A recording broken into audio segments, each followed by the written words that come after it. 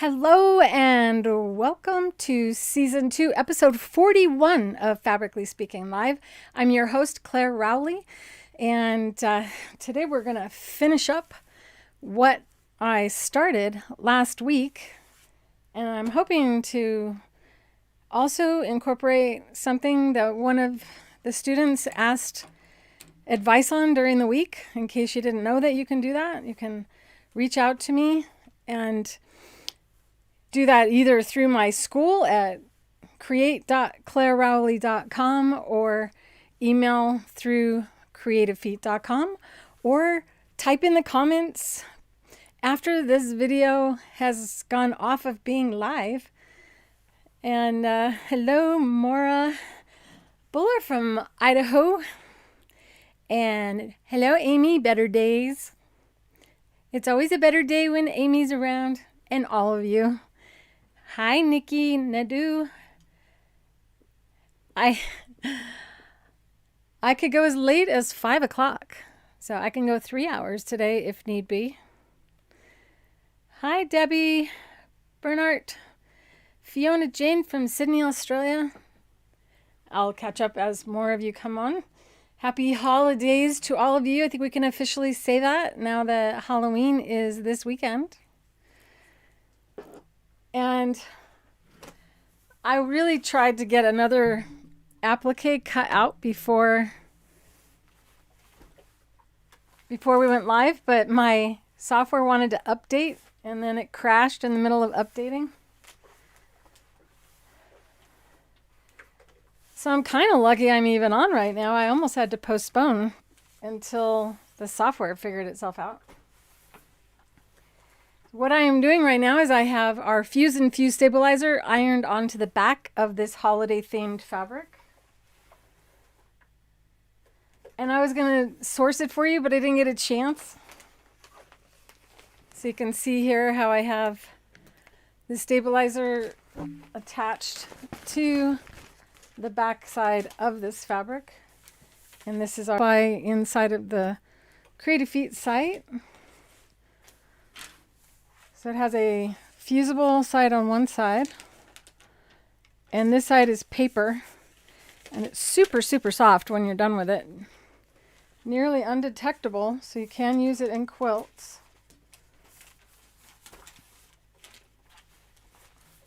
Also, if you had difficulty getting into the school over the last 48 hours, we were having some technical difficulties on that, which have been resolved. And I have this on a cotton setting with no steam so that the steam doesn't burn me. I don't have this fused all the way to the edge because my fabric, well, it's not cut correctly.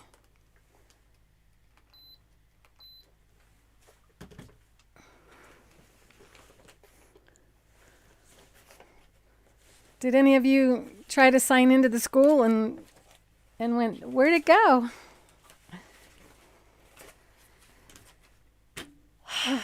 It's been quite a week. I guess what's going on is the powers at be on the internet were requiring companies to update protocols and make everything even safer.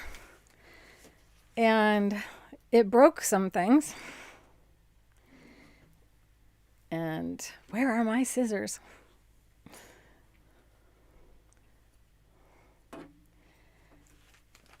So that's all. It's just everything's safer for you now.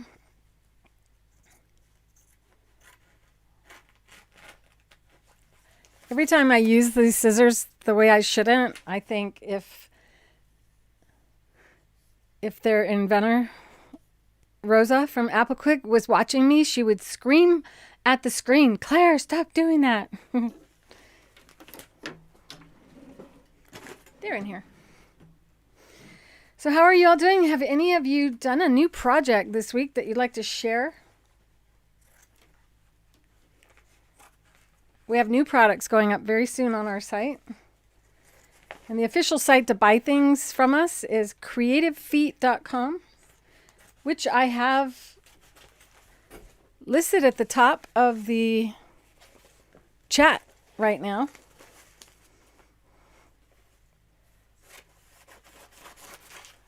All right, now we have a reasonable size. I promise after the show, I'm going to source this fabric and see if it is anywhere. But if you have any fabric that's fall-ish or Christmassy and or Hanukkah-y or any type of fabric that you like to dress your table for the holidays, you can incorporate the same technique that you're going to watch me do here. I'm not used to wearing buttons, and my jacket just opened the drawer.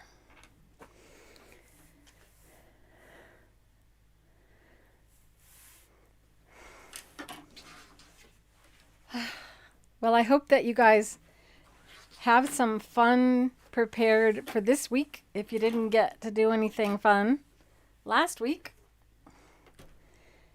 I'm looking forward to the kids coming to the neighborhood. I bought an exorbitant amount of candy. I think it's because somebody should get to eat candy if it's not me. And my neighborhood they're all just going all out on this.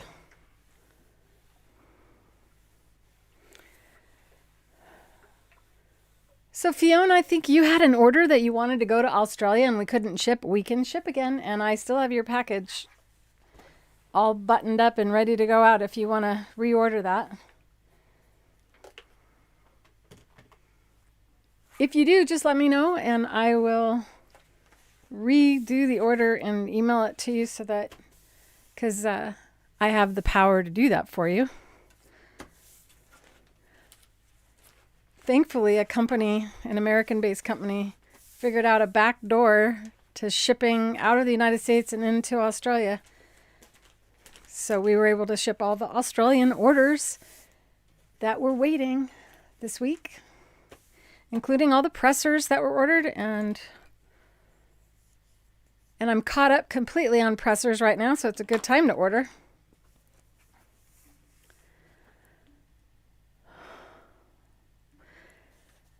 All right,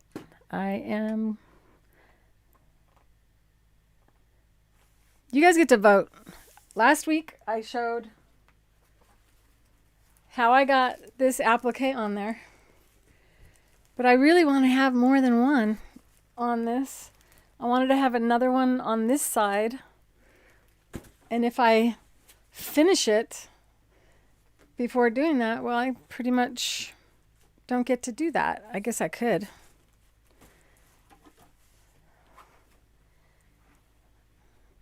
I could actually do it that way, but then I would have one side, half of it on the bottom looking different than the other half. So you guys get to vote. Do you mind if I cut out another one? I'll try to do it faster than last week.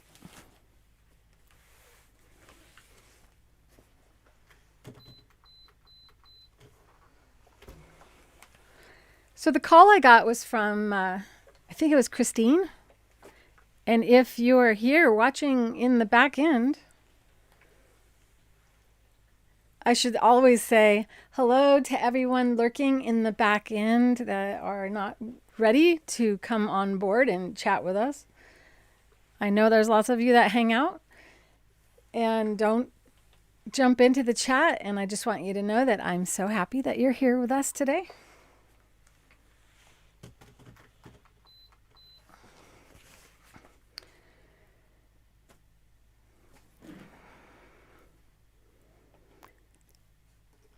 So this is the school, and it basically is a social media site that is just mine. So you don't have to worry about people sharing things that you don't want to hear about. It's all about things that we do here on the show, and in addition to others. And you can see here, these are people that have joined, and so Carlene needs to know she's not in the show.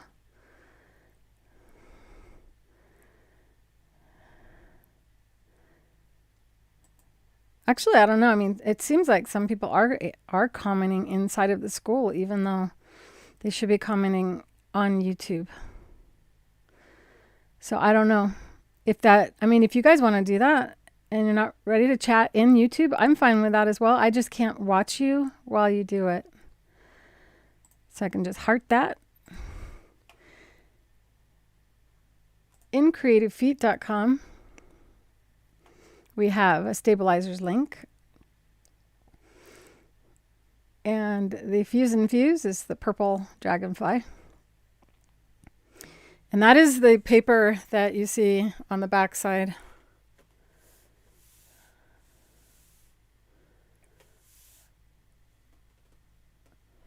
Of this fabric. Oh, I know what's going on. Something's not set up the way I usually do it. So my brain is having trouble. Yay.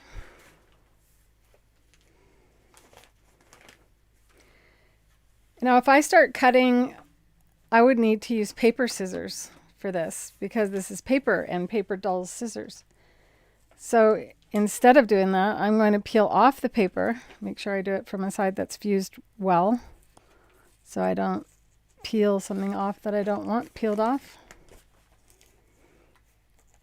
I didn't have the iron all the way hot for part of it. And this area right here, I believe matches what is on the other side, or it's more dramatic. So I could do this whole thing right here and go all the way up to there. Ooh, that's tempting, but it's going to take a while to do that.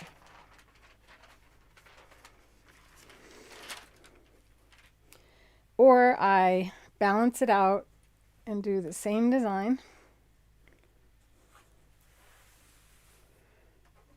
That is on the other side and have it mirror. I think I'll save this big chunk for maybe another project for my table. And I'm going to go ahead and cut this one out, making sure that the fusing is all the way around the design, and it is.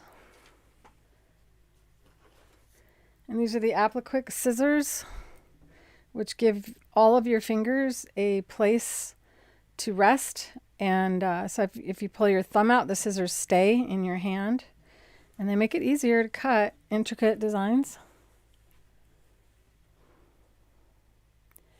Maura, you already had to go? Oh, well, enjoy your company.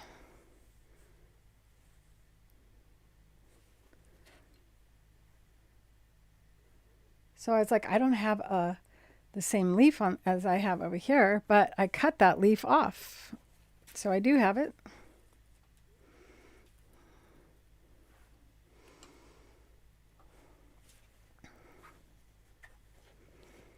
So last week I was talking about news that I might have, and I changed my mind about what I was doing, which actually is going to be better for everybody. I was thinking about renting a space in my town and opening up a gallery again. And it's just not the best option for me, not at this point in time. I was just going to do it for 3 months for like a holiday pop-up store. So now you know what I was up to, and I was acting really kind of almost a little bit crazy. And that's because I think my brain was going, you don't even have time to eat half the time. What makes you think that you have time to open up a store? So I came to my senses and immediately calmed down and felt a lot better. And I have renewed appreciation for all of the responsibilities I currently have, one of which is the school and opening up the Creative Feet Extensive. So I'm going to be shifting all that energy I was going to put into that into the school.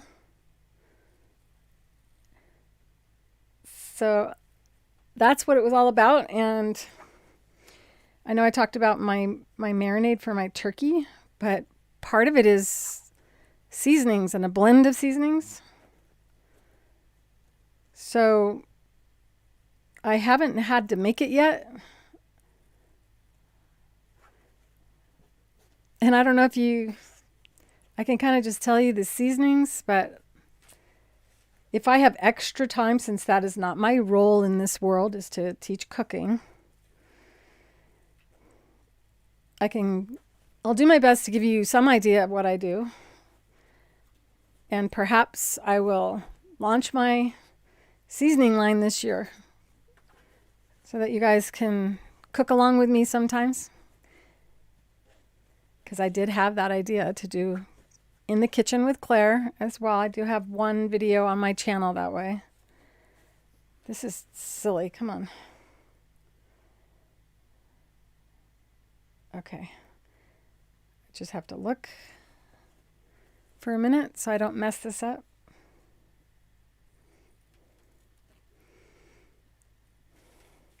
What is on your sewing table?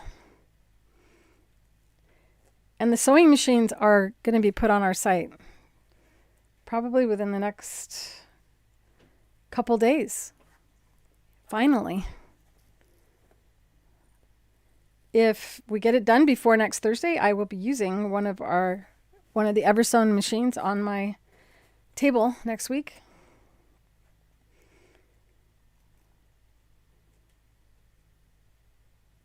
So full transparency, you'll get to see me using the machine so you know that I'm not just selling a sewing machine.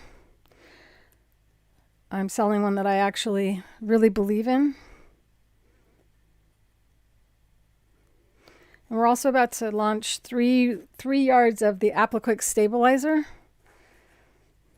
so that you don't have to buy just 1 yard at a time.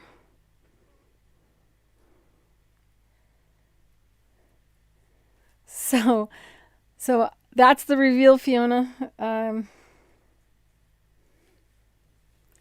Are you disappointed?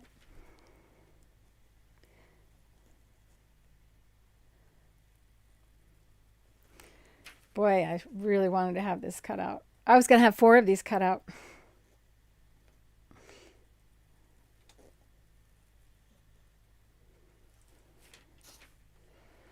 But you saw how fast it sewed out. So once this is on, it's pretty quick to finish that. And then I'm going to do some quilting in the middle and assemble it.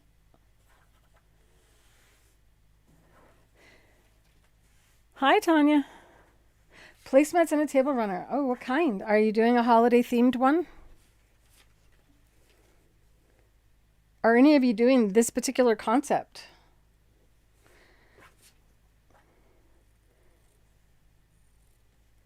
It really does make quite an impact. If you're new to my channel, welcome to the channel. If you like the video, and I know you're just starting to watch it, so you might be going, who is this person? And I sure hope that you'll like my channel and subscribe. We go live every Thursday. I won't be going live on Thanksgiving unless I just pop in and wish you all a happy Thanksgiving. And this is America's Thanksgiving month, the 4th Thursday of the month.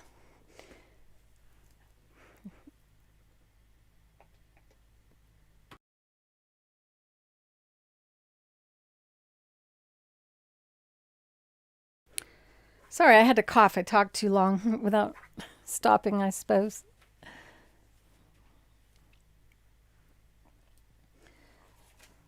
What's really neat about these scissors is that if you want to turn a really sharp turn,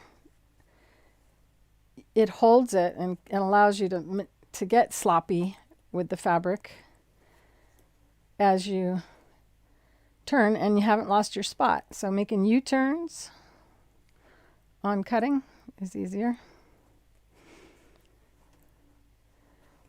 It's also easier to cut fabric if your elbows are down when you're doing so. I have to kind of contort myself so I can have my mouth near the microphone, and so I am slower to cut when I'm live. It's definitely something I would like to have done sitting on the couch. There's a little fruit fly that I was afraid was gonna get in between the scissors. One time I was at a show. It was Houston, which is coming up.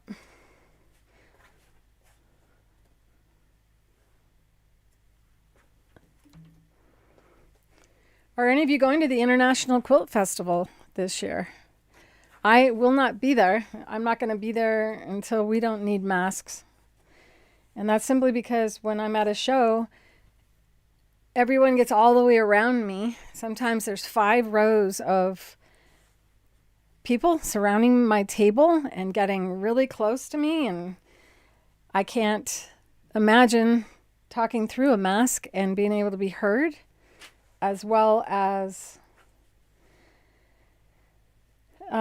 they won't let me use a microphone at the shows, so that is not an option for me unless I'm speaking on a stage.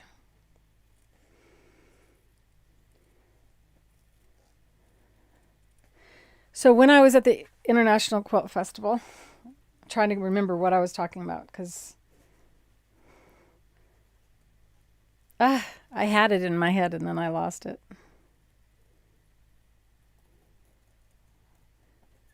So swinging around, doing these cute little shapes, which if you can imagine trying to do an applique and coming around like that would be very, very difficult with a foot.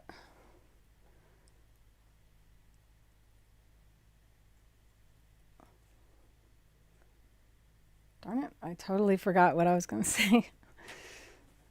Oh well. Oh, I know. You guys are about to, that may be not it, but you're about to change time on November 7th.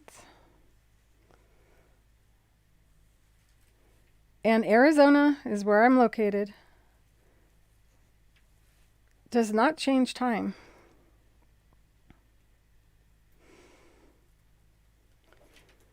So what do we have? Do we have one more? One more Fabrically Speaking live during the same time that you are watching me. And then after that, you guys are going to need to find out what time it is in Arizona, and we'll remind you in our newsletter.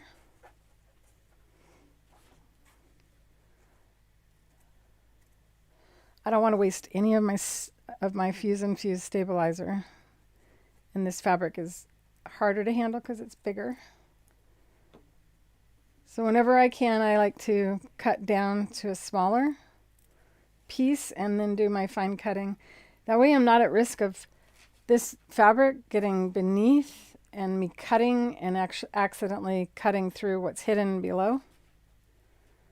And it's another reason I put my fingers beneath the fabric to feel the scissor hitting my fingertips, so I know that there's metal touching me and not fabric.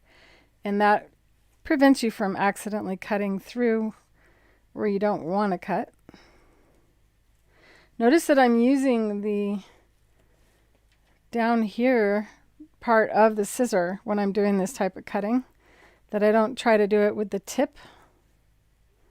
So now I can go back in there and clean this up. And as I mentioned, my elbows are not down because I'm putting my face near the microphone. Or I'd be cutting quicker. I'm actually feeling a little strain. I'll show you. This is my position right now. I'm talking and holding my arms out there, and I'm starting to feel strain in my left shoulder. So it's always better to rest your body, but you can't hear me when my mouth gets too far from the microphone.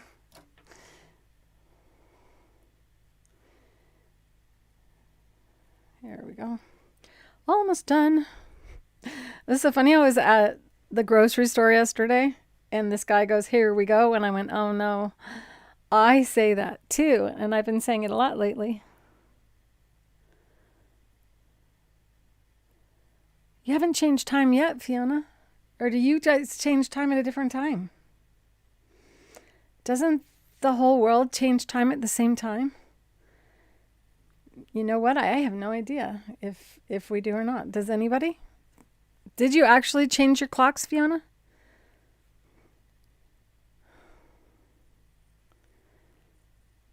You are all the way on the other side of the globe, after all. And we're all getting ready for snow here, and you guys are getting ready to have your summer.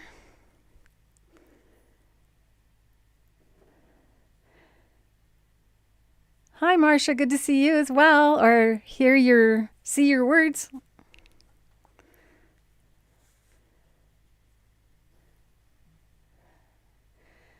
Come on, just finish this. This is silly. And if a little bit doesn't get caught, it's black fabric and it's going to be on black. Always make sure you know where your little fusible pieces are so that you don't fuse them onto something that you don't want to fuse. I really think I'm going to do something with this large piece right there. Maybe before Thanksgiving. Because I keep leaning towards bringing my sister a present for her Thanksgiving. She has a lighter theme for her house, though. And before you toss your paper, you can use the paper that you peel off as actual pressing cloth to use to fuse your piece down to prevent your iron from getting dirty. And honestly, since I started using this, I don't even know where my pressing cloths are, because I always have some of this that I just used because I use it so often. Hi, Tammy from Iowa.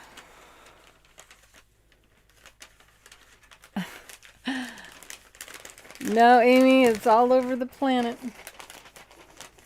Daylight saving time.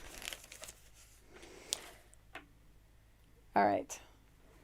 So as of last week, I had stitched this already. And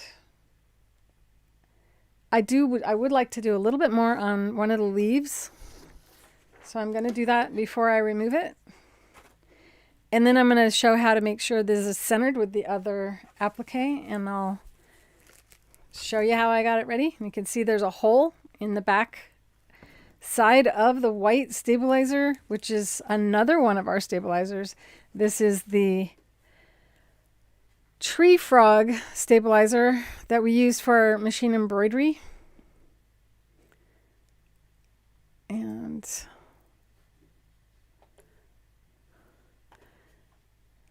so when you're at the stabilizers, all right, so when you come to creativefeet.com, first off, it'll look like this. And it has been 32 years so far. 33 years coming up in January. Actually, no, we just had our 30th. I totally forgot to have an anniversary event. August was our 33rd anniversary.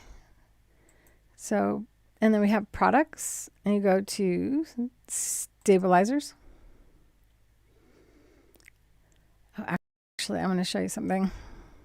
Speaking about me not doing shows anymore, this is me at a show. This picture right here, and you can see how many people are around me. That's a small group of people, because usually there's people, well, there are people standing right behind me, but there's been pictures taken at me at shows where you can't see me at all, and there's like a hint of my sewing machine showing through or something. So stabilizers. And now we go to Stick and Tear, which is the green frog. It's also known as the green frog stabilizer. And that's because people were using it to make masks. And we were part of the Million Mask movement to help hospitals get masks that were worthy of being called a actual mask. So this is all the information. See how this opens up when you click on this and you go to more information? This is how you can never forget what you have. So if you ever forget what you have, well, then why are our stabilizers identified with animals is because people have trouble remembering the names. And so you're not getting a copy of our product.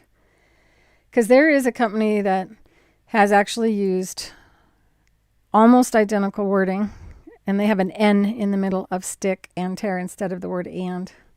Not at all the same. This is the only sticky back tearaway stabilizer on the market that doesn't gum up your needle. And it's made from polyester fabric, not paper. So this is right now limited amounts because we're almost out of it. that said, don't worry.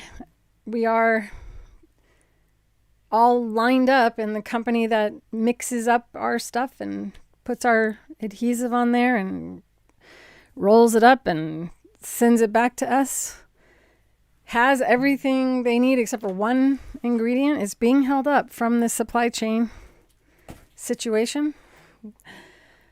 So we are being affected by that, but they said that this month coming up, November, they should have all the ingredients and be able to run our products. So hopefully we won't completely sell out before. We've only completely sold out twice in 23 years. So, however, we are completely sold out of stick and rinse. Another one that we're being challenged by this supply chain, but know that I am doing my best to push my way through the crowds to try to get that back in stock for you. All right, so how do I... This is what I do. No, that's what I do. How do I get back to where... Oh, well. There we go. Sorry, guys. Okay, so if you look at this, this is really shiny, and this is our hummingbird stabilizer on the back of this fabric, and it is adhered to the sticky side of our frog stabilizer, the stick and tear, after I cut this window out. I did this so that I wouldn't have any stabilizer on the back of the fabric when I'm finished, and I'm going to cut it off, but I first want to do a little bit more stitching on this leaf.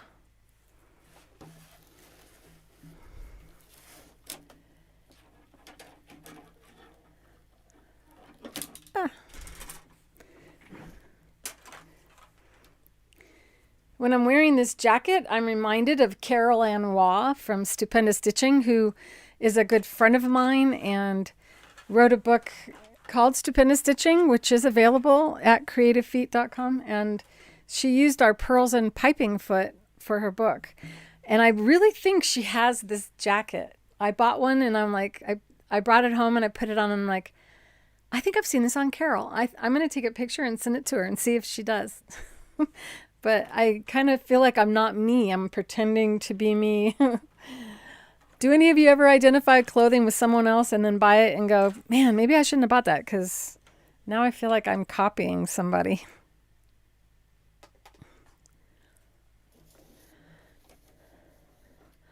All right, so I have metallic thread on the machine and a 9014 universal needle.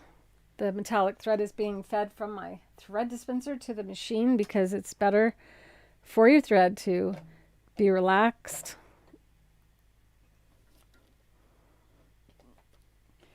So it comes up from the bottom of the thread dispenser, goes up through an eye hook. And I'm going to take this thread and make sure it doesn't get stuck on my bobbin winder. Because if it does, my bobbin winder has a little scissor on it that cuts. I'm also removing a couple bobbins. And I'm going to take the thread and go up and around one of the vertical posts to keep it from twisting. So one of the problems with metallic thread is it creates this big loop and then it goes to the tension, and the tension is holding the thread really tight, and that loop gets pulled and sometimes it breaks. Sometimes it just pulls the thread too close to the back of the sewing machine needle, and then the hook, instead of picking up the thread, nicks the thread, and then the next time the needle exits the fabric, it destroys the thread, and you don't know it until the needle comes back down. And when the needle comes back down, that take-up lever that moves up and down on the front of your machine pulls the thread back through the needle, and then it scrunches up right behind the needle, and that is what we call shredding of the thread. And the shredding damage is caused by the hook assembly area, but generally caused by how your thread is being delivered to your machine. So if you're using any of my products or any sewing machine doing anything, and you have a lot of thread breaking, it may be how your sewing machine delivers thread to your machine. And when you're using little cones of thread like this, it shouldn't be sitting on top of your machine on a vertical post, because the sewing machine has to pull the whole weight of that big cone and spin it, and your thread or your machine does not feed thread in the same speed all the way through. It's got a heavier pull at the beginning of the take-up levers pull down, so it kind of jerks the spool in the beginning, and then it eases up, and then it jerks it again, and then it eases up. And this is why you can sew for a little while and it's okay, and then it breaks, and then sew for a little while and then it breaks. If that's happening, it's probably how your thread is being delivered to your machine. If you don't have the finances to buy our thread dispenser, you can take this and put it into a coffee cup and then feed it up on the side of your sewing machine to your machine. The risk you have with that is that the thread may get in and around your hand wheel, and if it does, well, you can seize up your sewing machine, so we don't want to ever do that. So you can take a popsicle stick. This is what inventors do. We come up with all kinds of ways of doing something, and then when we get frustrated with that, well, we come up with a better way, and this is how I did it until I had a dream of the perfect design for a way to deliver thread to the machine, and that is how I got the thread dispenser design. It was actually a dream. I consider it a gift. Do I have a popsicle stick in here? All right, let me just kind of explain it on the close-up camera. You can use the backside of your safety pin to feed the thread from the cone up and then take it to your next thread guide on your machine. And you can position these in different places on your machine if you have a situation where your thread gets caught a lot, and just use painter's tape to tape it to your machine, and then you have another thread guide, which I really should do, but I keep changing my machines out. This is the Octi-Hoop.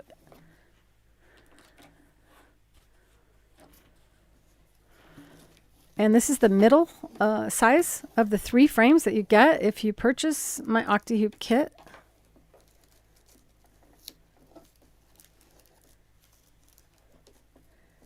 Yeah, I know I don't use the... So Fiona, no frog on...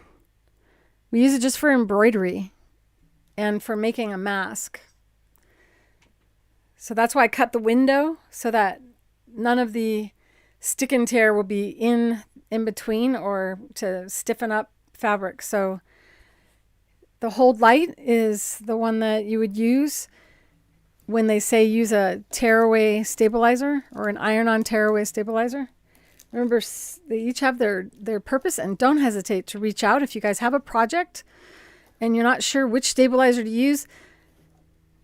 Despite hundreds of videos being completed on my channel, there's, it's a lot for you guys to expect yourself to remember all the uses for all of our stabilizers. Generally, you watch somebody maybe on YouTube that just does embroidery, and so you learn all the things that a stabilizer is used for embroidery. But when you watch me, I do all kinds of sewing, and each of our stabilizers have multiple uses, which can be a little bit confusing. Now, on the label, we do provide like brief descriptions or the main features of each stabilizer. So try not to throw away your labels. If you do, just go back to creativefeet.com, go to the stabilizers link, and read what the uses are before you choose which stabilizer to use for which project, or just reach out inside the school, because remember, I get text and you can't wake me up, because I have people go, well, I was going to ask, but I didn't want to wake you up in the middle of the night. And trust me, my company runs in a manner in which you cannot wake me up at any time. If I am asleep, I cannot be disturbed by you calling or texting through the site. Everything is cool on that. Otherwise, I would be really crazy by now. Why didn't it switch? You got to see me scratch my head.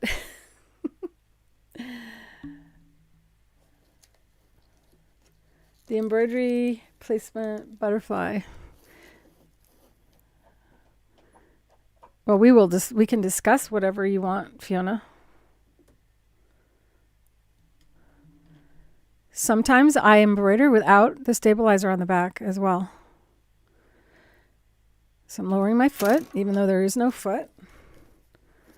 Need to get my glasses.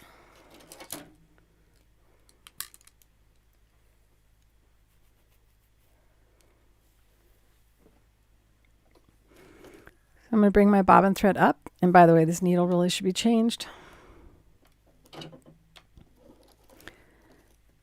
And the bobbin thread is black, so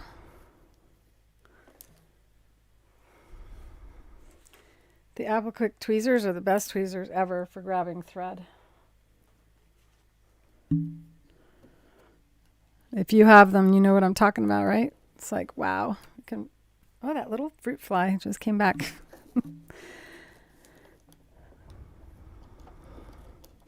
And what I'm using is metallic thread.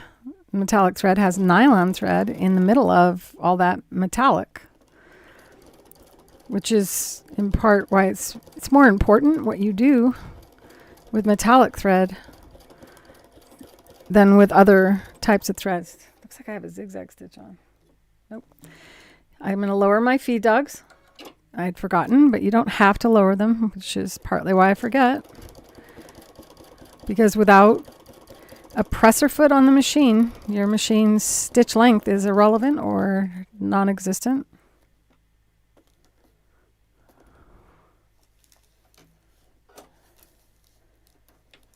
The hubby is cooking dinner.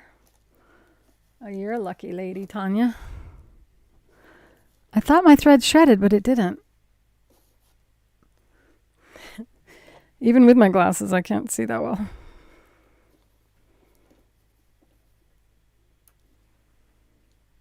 think I just need to light the area a little better.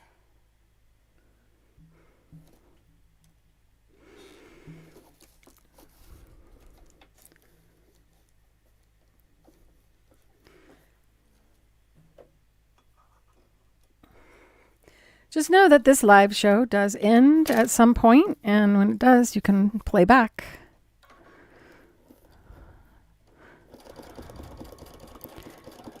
All right, I wasn't going to go up on all of those. I was only going to go on the main ones. And I can later on go over them more if I like, as long as, you know, you don't care what the backside looks like afterward. You can make these decisions later or afterward.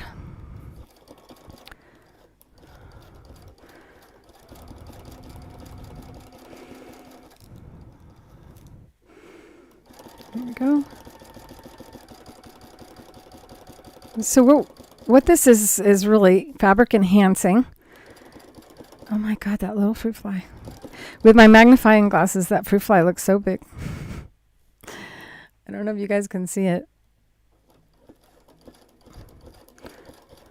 He has a close-up view of the project. Oh, that's what I was going to say.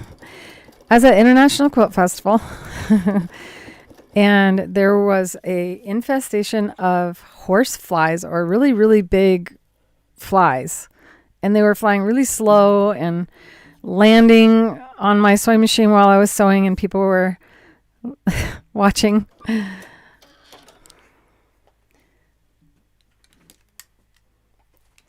And one of the flies came and got right on the Satinedge foot underneath the needle, and one of the ladies goes, do it, sew through it. And I was like, ew. So, and then another customer came back with a bag with water, a Ziploc bag with water in it, and a penny, and we hung it from my thread dispenser, and it stopped the flies from flying around the sewing machine. Did you know that I guess it's their eyesight, it makes them, it reflects and it scares the flies away from you.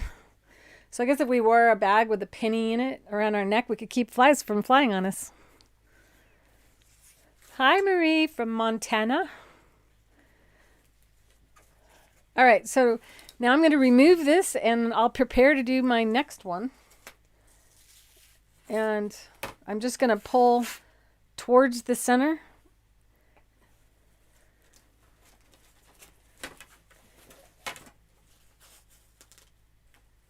Now here, the stabilizer, you can see the stabilizer, the hold light was actually attached to that, to the stick and tear.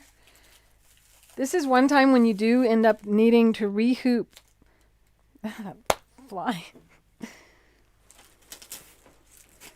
There we go. I bought bananas yesterday, and apparently I brought home a fruit fly. So this is what remains, and then you can just tear it away, and all you're left with is thread, and there's no stabilizer other than the fuse and fuse in between. And we do want to remove this away. The sewing machine needle, it's kind of a straight stitch that we did. Perforates it and it allows you to tear it completely away. It has a high level of static cling. So this will really want to stick to you. You hang them on your patio.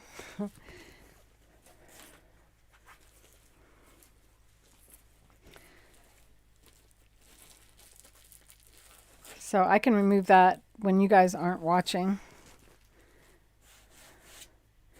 Also, this is a placemat. So if it's in there, it really isn't going to cause any problem at all. It's not like it's a napkin, but if it were a napkin, and that's why I did it this way, because last week's lesson was on making napkins. And if you were going to make a napkin and you wanted to have something like this, well, you don't want any stabilizer on the back side at all. And so to get all of the data or all the information on making a holiday napkin, watch last week's Fabrically Speaking Live. And this is the final step of it, is to remove that. And then you can finish the edge of the napkin like we did last week.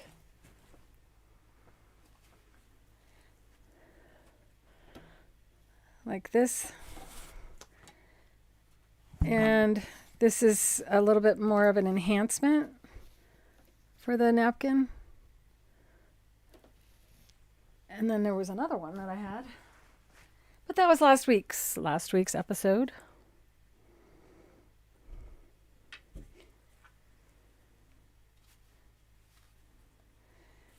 All right.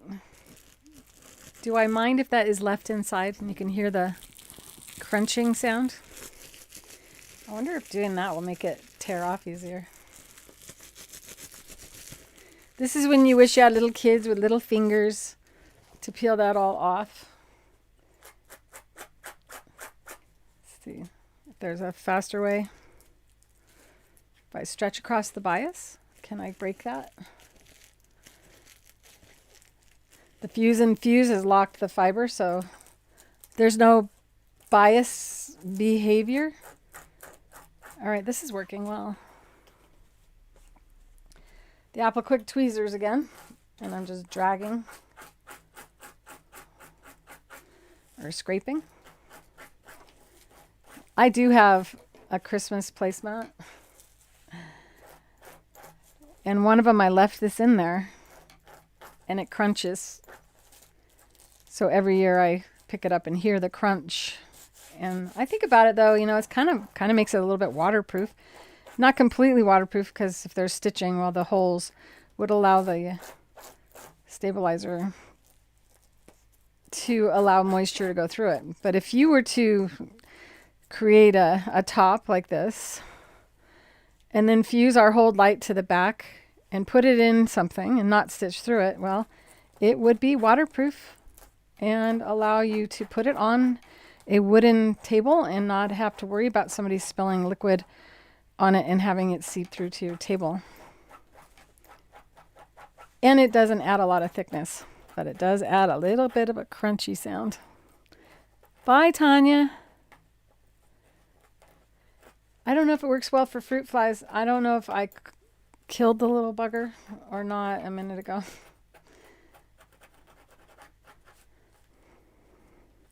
Wouldn't it be wonderful if it did? Because, man, sometimes it's like I actually decided to grow a farm of fruit flies in my house. This is me wanting to finish this one right. All right, I'm just going to accept the fact that it's going to be in there. And I am going to fold the fabric corner to corner. I don't think this is square because I just kind of tore it. does kind of look square.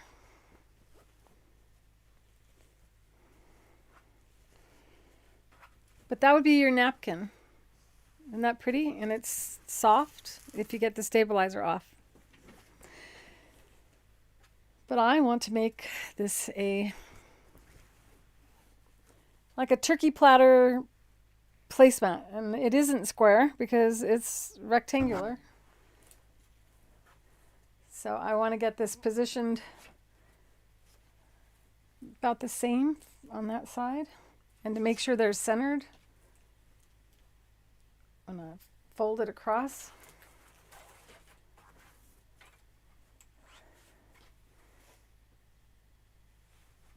All right, come on.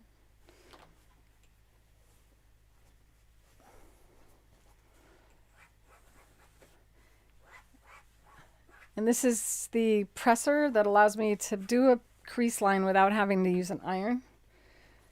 If you don't already have one, you guys can share in the comments. Isn't it nice to not have, oh yeah, it would be nice under a dog dish. Speaking of dogs, I definitely have need for that.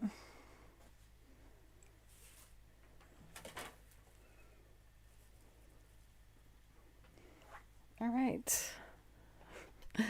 There I go again, saying all right.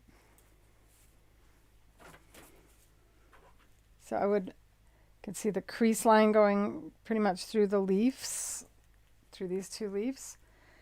But I'm really not sure, so fold that.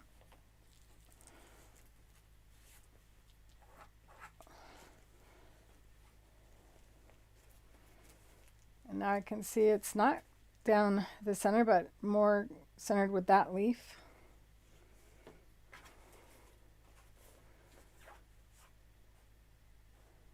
So it's more like that. Now I need to see how far away from the side I've allowed. Black on black is hard to see. So you can see how far away I am from there and how far away from there. So a measuring tape or ruler.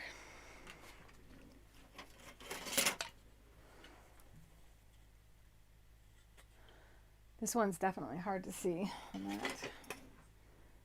This is the add a quarter ruler for doing paper piecing, which we offer at Creative Feet. This one supports breast cancer.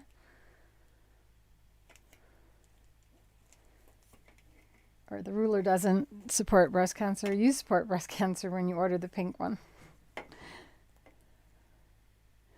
So it's about 1 1/4 from that side.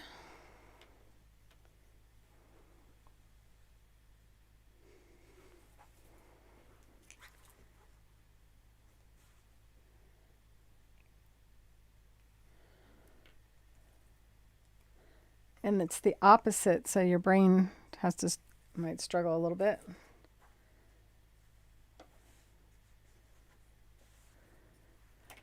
All right, now I can iron that in place.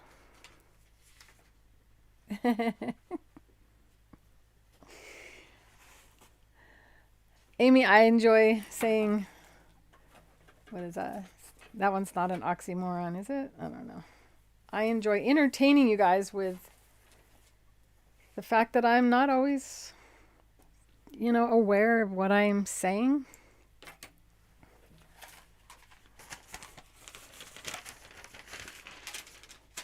And now I can use that as a pressing cloth to keep it from moving. And I'm going to iron the hold light afterwards, so I don't want to cool it down. While the iron's getting hot, I'm going to re-hoop another tree frog onto the back of the hoop.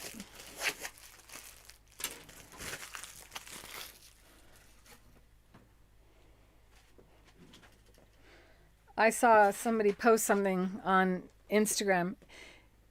It's okay, as I say, your quilt is probably not square, and it's all right. How many of you feel that way? That it's okay if your quilt's not square? These statements are supposed to be reassuring to you, but to me, I'm like, well, why can't it be square? I would like mine to be squared up. I don't want my quilt on the side coming down and swooping.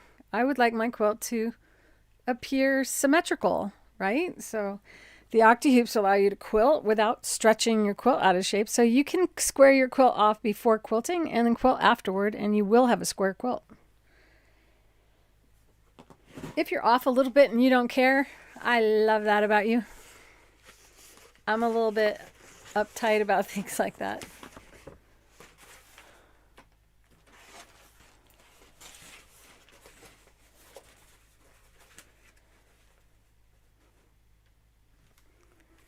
I am excited though because we are working on ClareRowley.com. We meaning my daughter and I.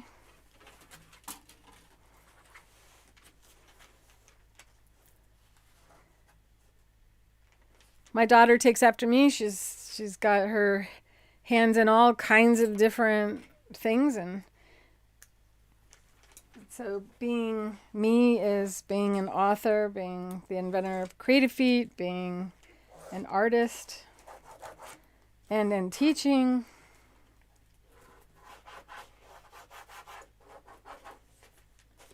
And so having all these different websites, you have to remember all these different websites. Ultimately, you're going to be able to go to creative or ClareRowley.com, and all of these different things about me will be a click away, and it'll take you to the website. So you'll only need to remember one website to follow me fully. So that's kind of my news, exciting news, because I will be able to get a lot more done that way, and blow your mind with all of the things that I've planned for you, and actually be able to implement them. I need my paper scissors so I don't ruin my good scissors. Because now that I've traced around the hoop to make sure that the stick and tear is going to fit the hoop, now you just cut. And last week I had kind of a fun little discovery. Oh, I used the big hoop, not the medium one.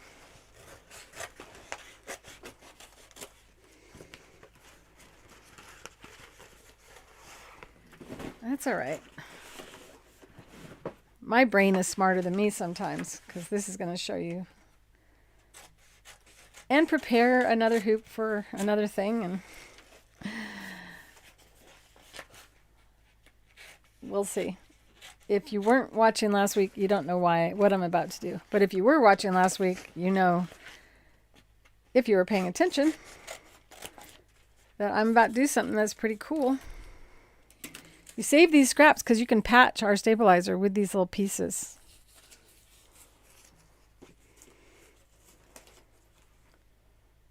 The iron is hot, so I'm going to set this before it moves on me and double check that I didn't move it. I definitely moved it. No, I didn't.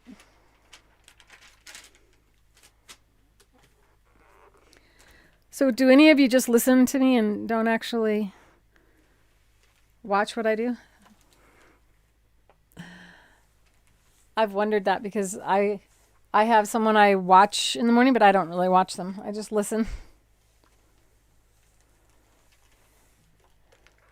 The wrong side up. Do I? No. So that is serving as a pressing cloth, and that's the paper that I removed from the stabilizer when I ironed it to the back of the holiday themed fabric. Then I just kind of roll it back up and put it in my little secret place under here. It's a good size one. It's a little noisy though. Hi, Iris. I love that you love my creativity. And I'm going to shoot steam through this.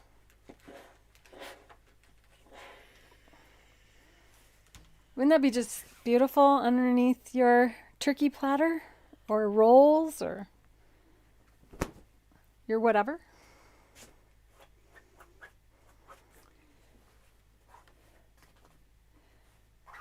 Before I let the iron cool, I'm going to iron some more Hold light onto the back of that. How can you get... Oh, how can you not watch me? Plug your ears, this is noisy.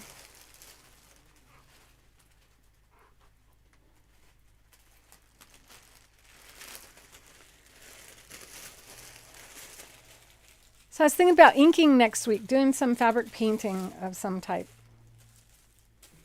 Maybe incorporate it as a gift that you guys can make for people. So a fabric you ink and then turn into a zipper pouch, perhaps. And for those of you who know that I promised to show how to quilt a king-size quilt, I have not forgotten.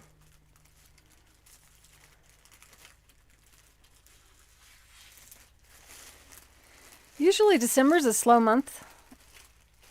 I say usually because usually summer is too, but we were insanely busy all summer.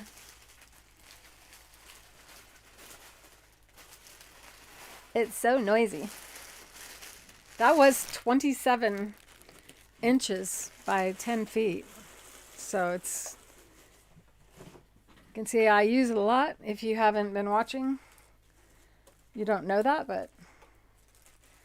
So when do you use this? Well, you can use it for pattern drafting. You can use it as a substitute for stick and rinse for embroidering through. Shiny side to the iron. And it bonds really, really fast.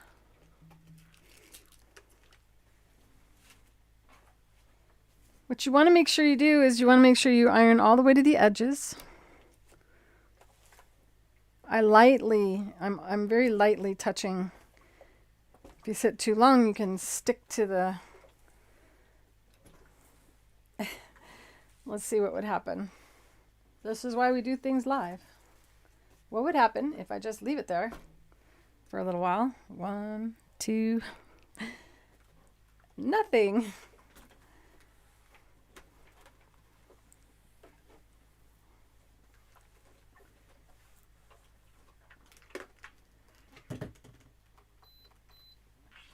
Okay.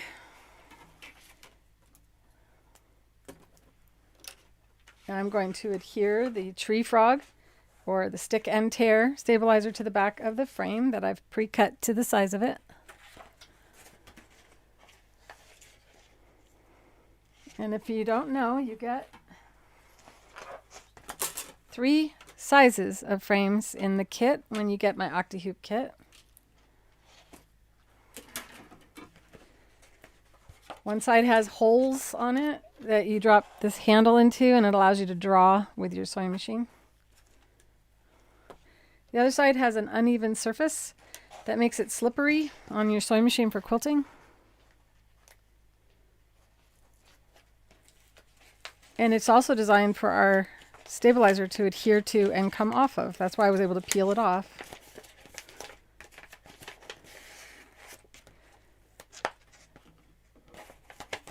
And we adhere it.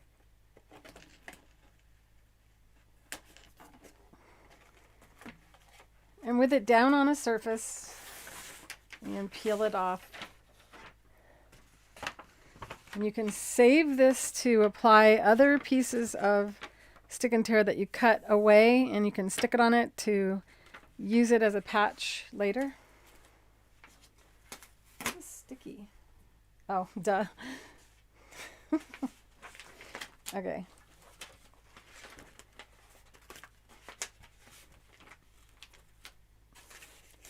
Now I gotta stretch this until it's taut.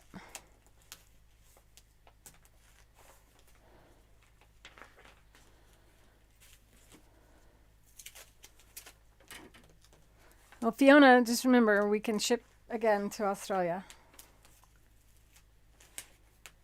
And right now we have the 10% coupon still running.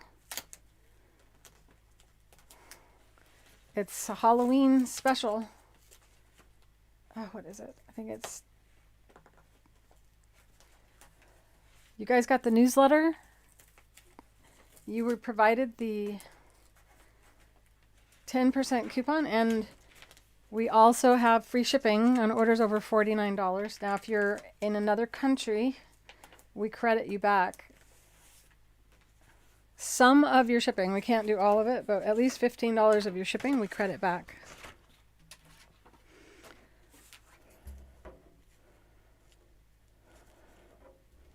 So you can hear this. But watch.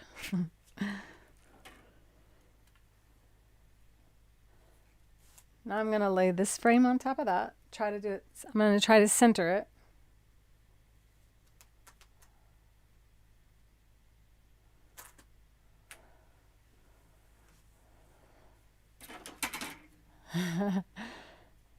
And now I'm doing this one. Sorry, this is the first time I've done this, and I'm just thrilled to show it to you. We want to center it as best as possible.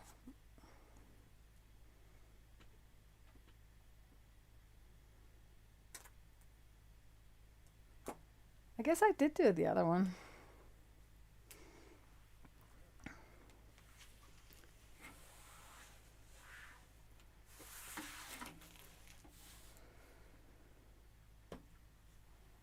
Excuse me. I was using the big hoop last week, and it really depends on how big is the design as to which hoop you can do. So if I'm using the large hoop and I want to cut a window for this to fit into, and say I wanted to use this one for one and this one for one, well, you could cut along the outside using a technical knife, and then you'd actually be hooping all three of these hoops at the same time. These two to make windows in, and this one to embroider through.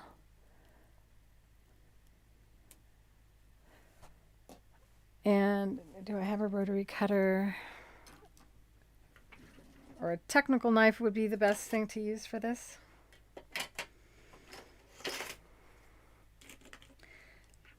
Which I don't really have handy, so instead of that, what I'm going to do is, well, that's all.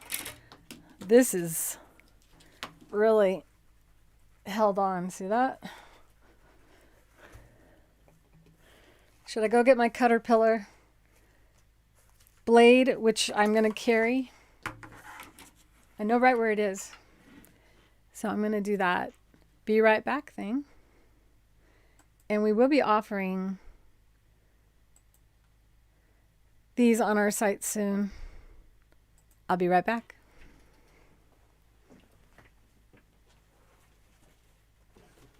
Don't knock over the iron, which is still hot.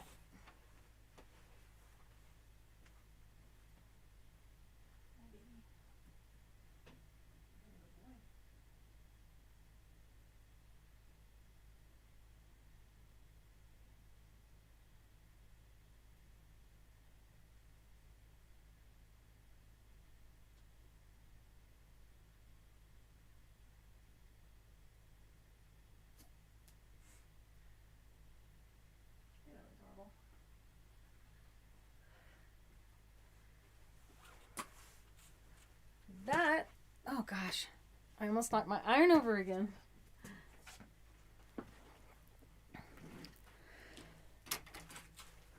So now I'm just going to take this, and when you push it, it closes. You slide this up, and it's very skinny, nice contoured tip on it, and you can cut right along the side of it using your Caterpillar light tablet or any other cutting table. Whoops.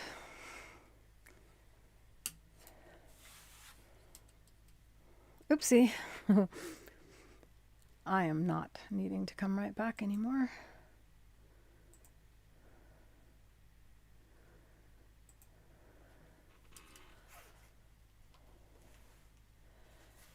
You have one of these knives, Amy?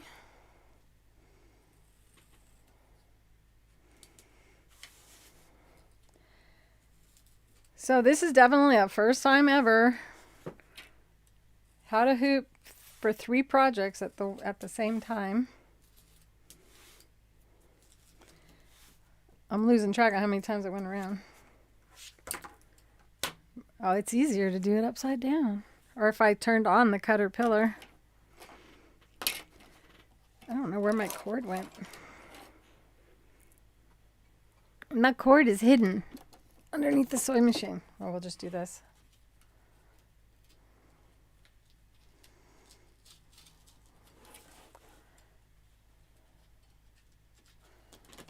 Ah, this is better. I don't want you to know what I've been using this for, but there's probably a reason it's not cutting clean.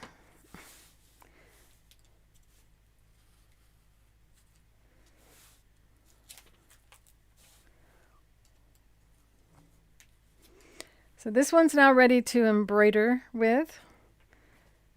And this has a band that I can stick something to for doing like felting or embroidering through fabric where I don't want a stabilizer underneath it.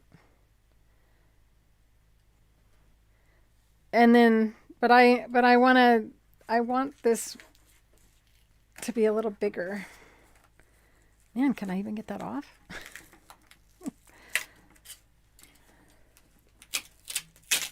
There we go.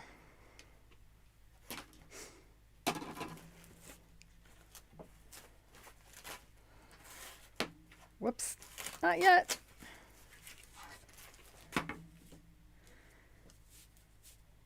So you can see the goal is to make sure that the stick and tear is exceeding or going past all of the elements of your applique.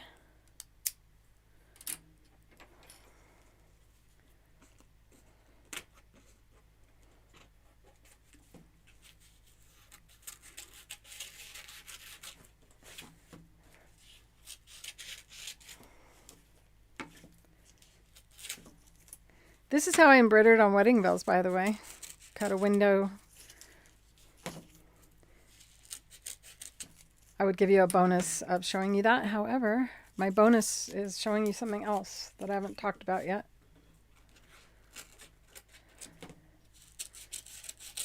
I always try to give you more than what I planned on giving you so that you learn more each episode than you expect to learn.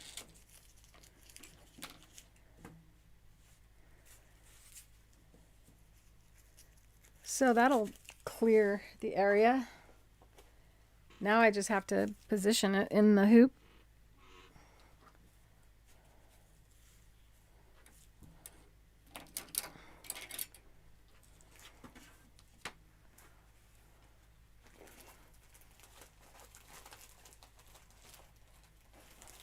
So I got my fingers on the furthest away.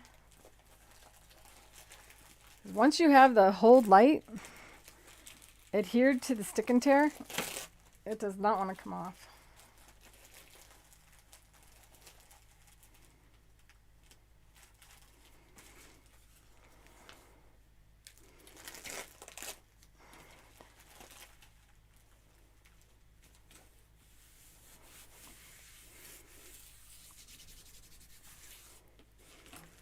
And there we go. Now it's like the show started today, except for there's no stitching.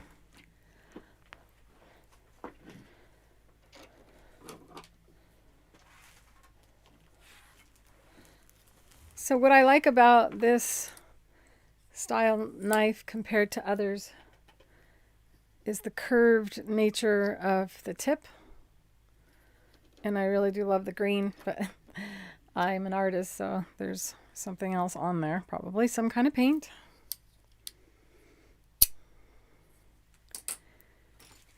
All right, so now I'm going to stitch around and somebody time me. Let's see how long it takes to go all the way around this.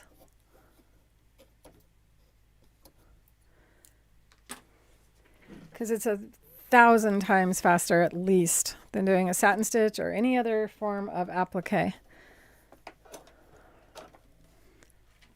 Metallic thread in the needle, lingerie thread in the bobbin. I'm using black lingerie thread.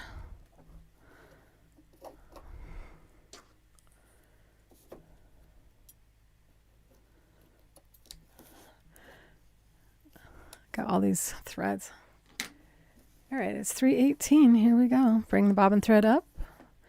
You have the presser foot lowered even though you're not using a foot. I'm using my tennis shoes, so I don't sew as well when I'm wearing shoes, and I need to because I hurt my right foot.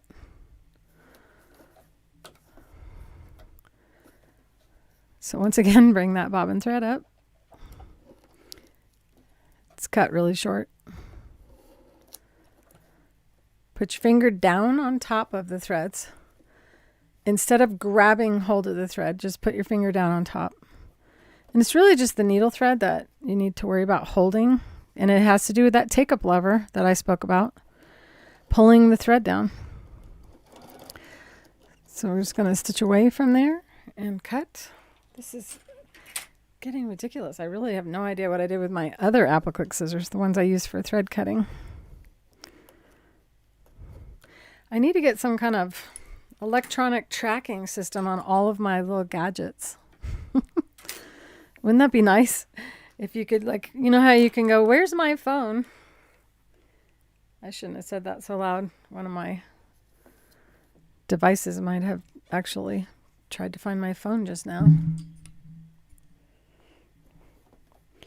Elbows down, shoulders relaxed. Staying on the fabric, or on this fabric. Now I want to make it match the other side, and on the other side I did go down and come up.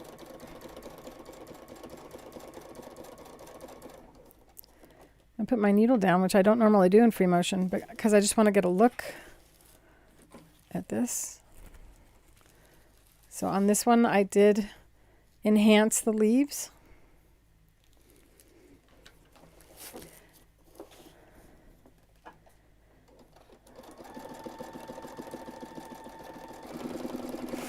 And after a while, you'll get to where you can do it as fast as I am in the beginning. You're likely to feel a little nervous, and you may think that I'm being really careful about lining up this on exact lines, but I'm not, because I know that when people look at something like this, they don't examine it that closely. It's kind of like when someone looks at your face, they don't stare at the freckle that bothers you. Or in my case, I have a mole on one cheek, and people don't even notice it. It doesn't bother me anymore, but when I was younger it did. Once I learned that people don't really pay attention that much to you, I lost that insecurity about that. I used to try to hide it. So you see how I can spin around and take that handle out now and put it into another hole over here. And make sure that you don't let the rest of this get underneath.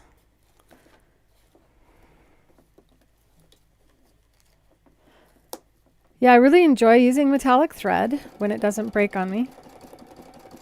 At the beginning of the video, I did discuss what to do to prevent your metallic thread from having issues. And remember that it is a nylon thread in the middle of metallic thread on the outside. Now that is the case of most metallic thread. Some companies actually went away from using nylon in the center core and they went to cotton. And it made their thread even weaker.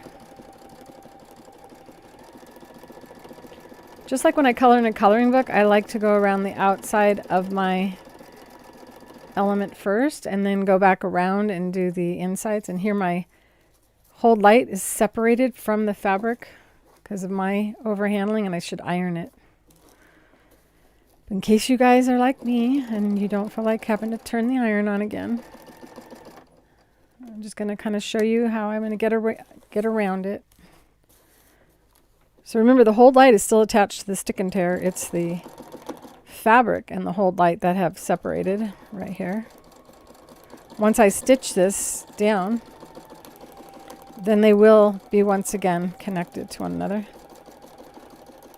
And there's no such thing as stitch length when you're doing free motion without a foot. There's no feed dog interaction. Feed dog is what makes stitch length a real thing. as without the feed dogs and the pressure of the presser foot pushing down from above, you have no way for your actual feed dogs to pull your fabric through. So stitch length is irrelevant. You can even have it at 5 and still sew. Not that I recommend that.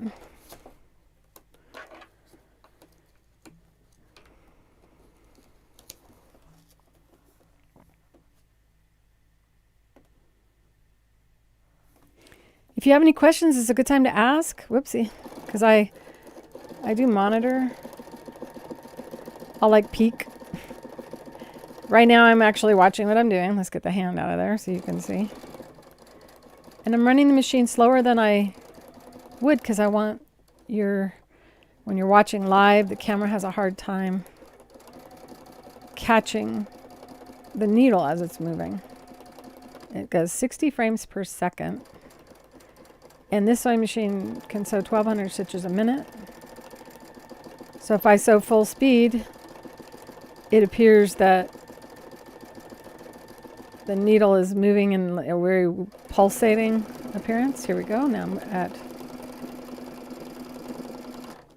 I don't think that's full speed. That's 30% reduced.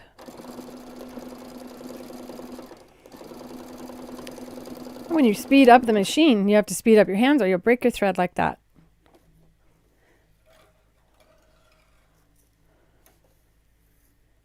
The needle literally just sliced the thread. That's all that happened. So that could happen to you. That's why it's a good idea to reduce your speed control when doing free motion so that you don't go faster than your brain can think or your eyes can see. I don't have to bring the bobbin thread up again because the bobbin thread was not cut.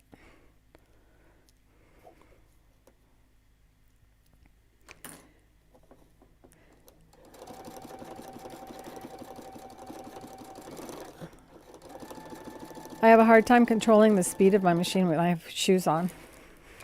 I just cut the thread again. It's going to get better once I get away from the area. No, I didn't cut the thread. Something's not lit the same way, or my eyesight got worse over the week.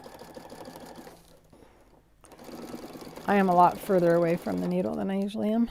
I'm trying to keep my head out of this shot.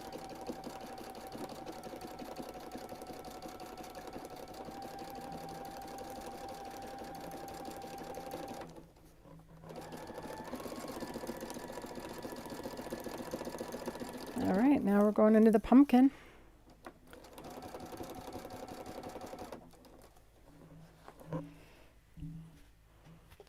And this is how you should be sitting. Elbow down on both sides, arm on the machine over here and on the table over here. I have this little cushion for my elbow so I don't hurt my elbow on the hard surface of the table because it's not good for you to push against something hard for a long period of time. Elbows are down, shoulders relaxed. Just try to really relax before you begin this. You can even do some relaxation breathing to calm yourself down and go in front of the mirror and look at yourself and go, I can do this. And, get excited about it. Go, this is going to be so much fun. I can definitely do this. If I can drive a car, I can certainly do this because there aren't any other cars on the road. There's nobody in the sewing room that could run into you. There's no police officer telling you how fast you can go, and you don't have to worry about turn signals and all these other elements that you face every time you drive your car. In this, it's just you and your machine. And if you struggle, because you're having someone in the sewing room with you watching as you learn, try to do it without anyone watching. Another thing is, as you see me do this, I'm talking to you. I'm using a different part of my brain than I would if I were learning, which is why you guys say, oh, you make it look so easy. But when I have to think, I become quiet. I don't talk and I, think it through. So just know that it wasn't super easy for me in the beginning just because I created these hoops. It was a challenge for me. It really was. I had to I had to get myself to not push down hard against the hoop on the machine. So I have people that push and the hoop flips up like that. And they're like, well, my hoop falls off the machine. The only way it falls off the machine is if you're pushing down against the hoop. So you don't want to do that. And so watching me for just a moment, this is how your posture should be. And this hand just needs something to do. You can actually have it be over here. It doesn't have to be where I was putting mine, closer to the needle. I'm not afraid of the needle because I know that you can't sew through your finger if you're not looking at your finger. Your finger needs to be at the needle. So if it's away from it and you can see where you're sewing instead of looking at your fingers, you're not going to sew through your fingers. So putting my fingers on the surface is just relaxing because I'm not pushing down. My hand feels comfortable. Coming down, going back up, elbows down, shoulders relaxed. I say that when I sit down, even if you're not watching. I periodically will find myself getting uncomfortable and not want to stop because I'm having fun. And I can get uncomfortable that way. So, readjust if you start to feel any fatigue anywhere in your body. That means your brain is saying, hey, stop doing that. Rearrange yourself, or you might do some damage to your body. We always want to feel good. Do not push through pain. If you feel pain, evaluate why you feel pain and make a change for that. Chase has entered the room. Tinkerbell's not in here, but Chase is. Did you want to say hi? Apparently. So every once in a while, I must say a word that he thinks is his name. Right, Bobby? You my Bobby? Okay. I'll go back in the other room. There's no way it's time to stop. It's my little alarm clock. 2 weeks off, Sylvia. Ooh. The clear stabilizer is our hold light. It's the hummingbird.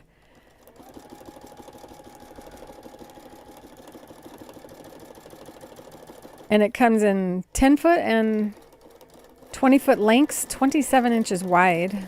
Oh, you'd rather probably watch me the close up. Oh, there's Tinkerbell. Hi, Tinkerbell. Is it 4? Oh, it's way too early for them to be bugging me. Half hour away from 4.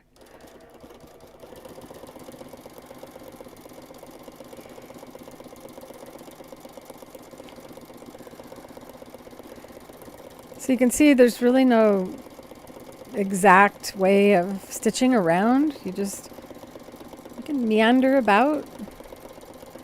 Some I'm going to go all the way down. Okay, now I'm back on the leaf. Whoopsie. And I went outside of the green, which means that this area I need to go back over. And sometimes I have more than one line of thread along the outside edge because if I wash this, I want it to stay.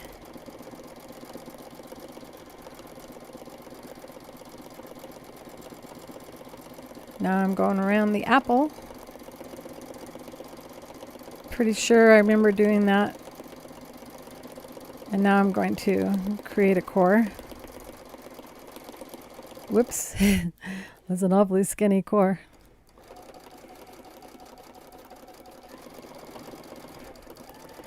I would be doing better if I weren't holding the hoop that way. I must have said something that made the dogs think they needed to come in here.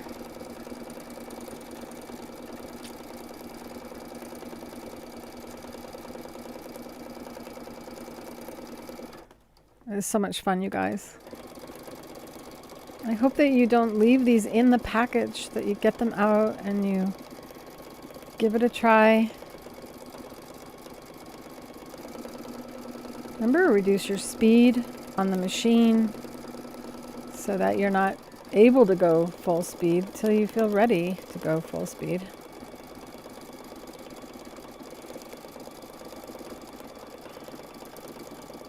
And I was bad. I should have changed my needle because this needle had a little burr on the tip.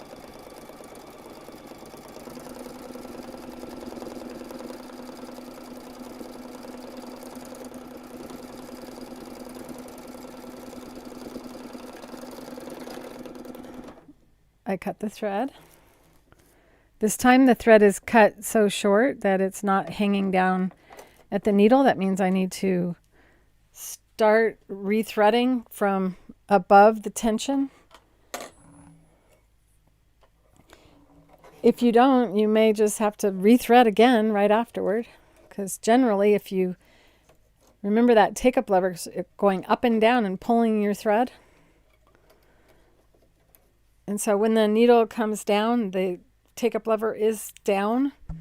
And if your needle snapped through the thread in that moment, when it goes to back up again, it pulls the thread right out of that needle. And sometimes you catch it quickly, and sometimes it does it twice, goes up and down twice. And when that happens, the thread could be up around here and out of the tension discs and fall out of the take-up lever, depending on how new your sewing machine is.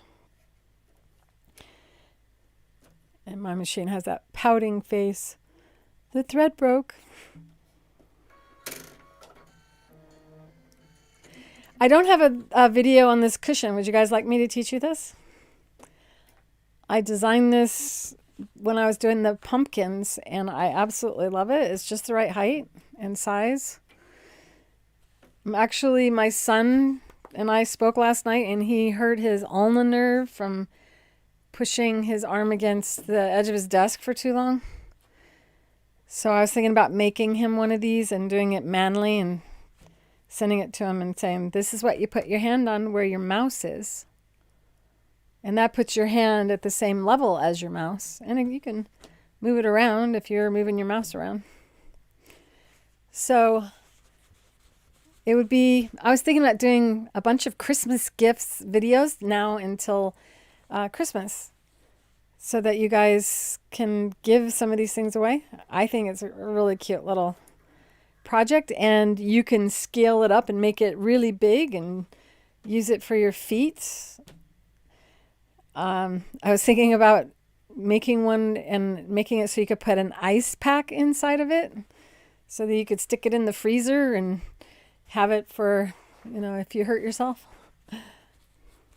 16 minutes with stopping. That's not bad. And I did it. So my thread broke right at the right time. Now I have a couple little buttons. Thank you, Fiona.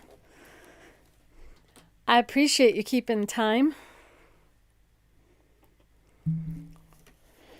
Now when you rethread, you have to raise the foot up and down again. You have to lift the foot and pull to make sure that the thread is in your tension disc. You'll know that it is when you're pulling and it's just going through, and then when you drop the foot, it starts to make the needle deflect. That shows that your tension is engaged. It's very easy to accidentally thread the machine and not have the foot down, and then your thread just falls to the bottom and you end up with a big knotty mess on the backside, meaning big loops of thread they call the bird's nest.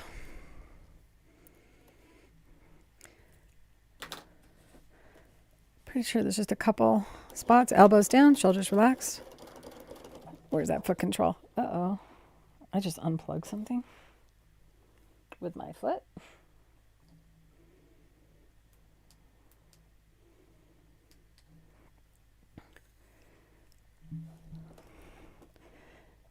Well, my foot control's in a spot it doesn't usually get, so I gotta move it.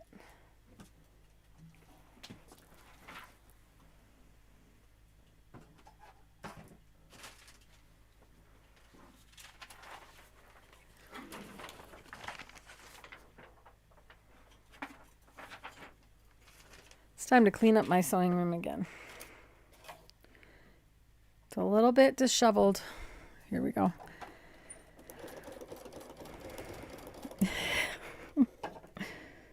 Come on.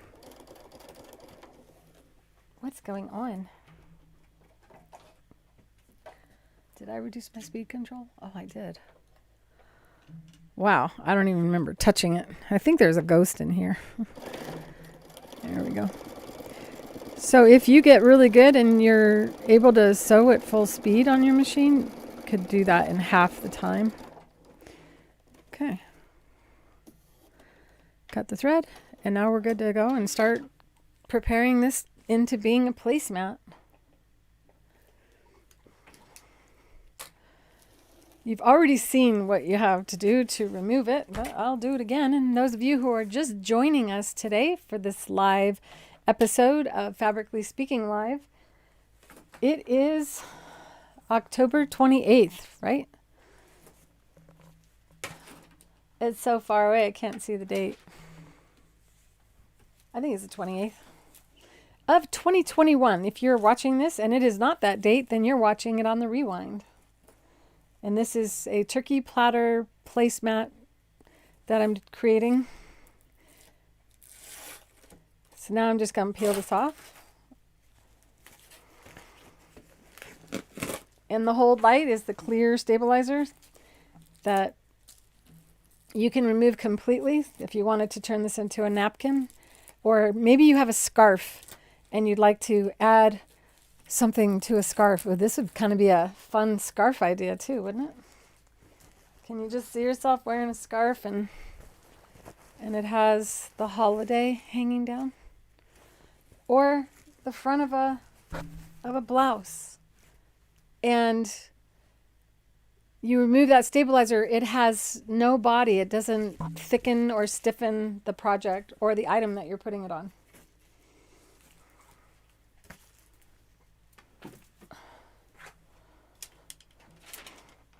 So the stick and tear, the green frog one, is the one we embroider through, and it adds body to the thread. If you wanted to embroider on a scarf and actually have it be a solid embroidery, well, it is going to be thicker, it is going to be stiffer, but to reduce the amount of stiffness, you can cut a window and you can embroider with nothing. I suppose you'd like me to show you that to prove it to you. Another day.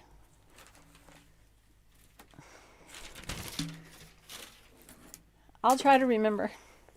I do watch some of these back and then I go, I promised them something. I need to remember what I promised. Be nice to yourself and remove the stabilizer. I did kind of show you how scraping with the tweezers helps. The side of your scissor with it closed.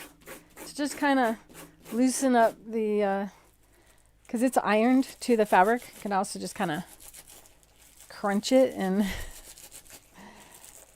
we're releasing the fusing of the hold light to the stabilizer so that now we can peel it off easier.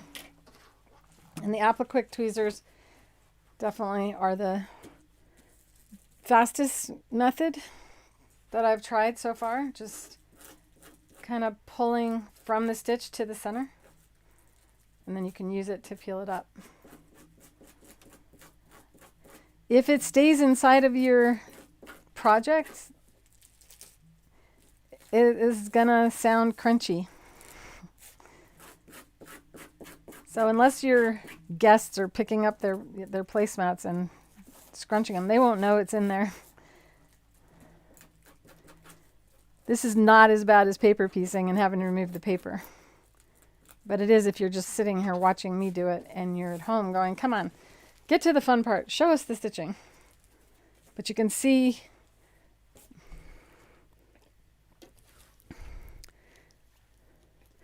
that it does come completely off and leave you with just the thread. Black is really hard to show on this camera. See how it's just thread right there? All right, so I'm not going to make you wait. I'll leave it in there. It'll be your own little private joke. Or you could go, okay, I'm going to deliberately do that. After I quilt this, I'm going to put some more hold light on the back and make it waterproof. And then when someone goes, it's crunchy. Why is it crunchy? You can say, because it's waterproof. Now, Christine, if you're watching in the, if you're one of the lurkers watching the video today, she actually made some placemats, and she did it like a pillow. Sorry, I had this piece of metallic thread wrapped around my button. So what she did was she took her top piece and her bottom piece and she sewed it all the way around with batting in it and then turned it right side out, and she wants to quilt after she's done all of that. And I didn't, oh gosh, I had the wrong camera. Baby, come here.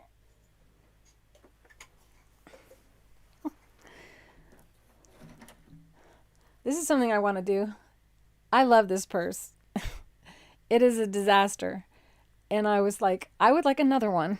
And I have had a really hard time finding one like this. So it's a project that I want to do with you guys, and maybe paint it first with, and use leather and show you guys how to work with leather. Give me a thumbs up if you like that idea. What up, pup? Do you have something in your eye? You look like you do. Oh. I'm sorry, baby. It's like a child go, get your, don't wipe, don't clean my face with your spit, mama. Oh. Okay, let's get back on your bed.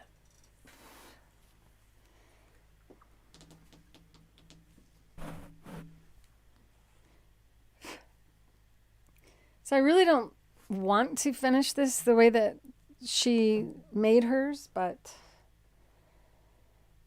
it would be nice to show her how to do it. And would you guys like that, or would you like me to, yeah. I'm just going to do it because I promised her I would. So I just need some more black fabric and batting. And my batting of choice for this would be either polyester or the bamboo. And polyester will last longer. It'll maintain its thickness for pretty much forever. Bamboo lasts pretty long though, a lot longer than cotton. And if you want this to be really good at insulating your table, you quilt and then lay foil inside and then finish it with the foil in there, and don't stitch through the foil. Same principles. We want to keep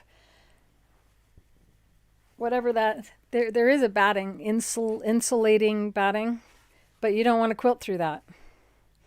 So we quilt without backing, then back it, then turn it right, then stitch around, then turn it right side out. That's what we're going to do today, a different way of doing it. Do you need help getting down, baby? I don't know what's going on with you right now.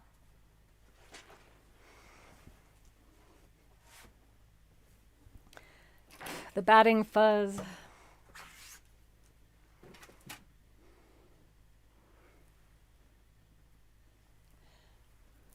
The problem with having a dog that small is I have no idea where she is half the time.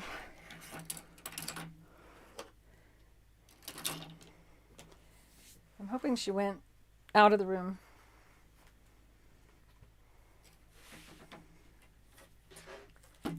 All right.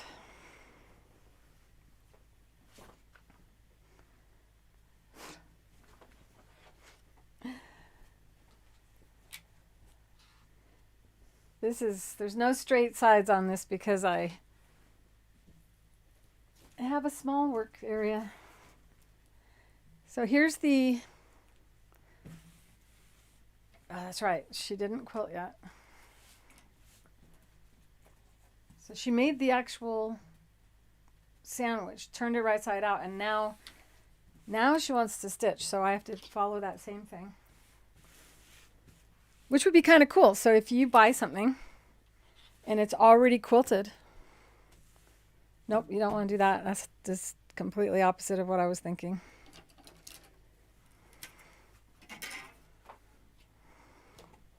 You are still here. Come on, baby. It's okay. I don't know. I feel like she's not feeling good.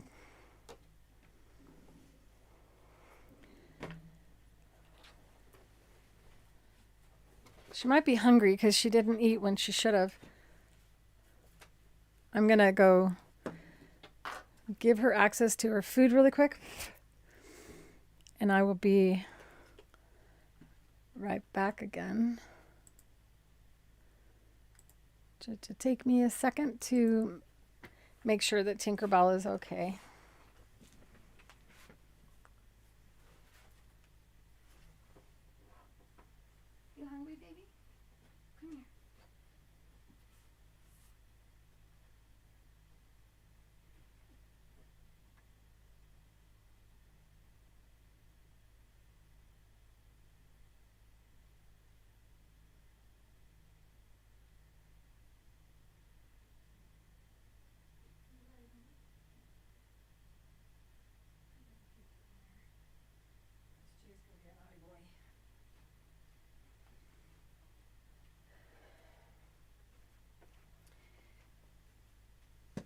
Tinkerbell's going to eat in the studio.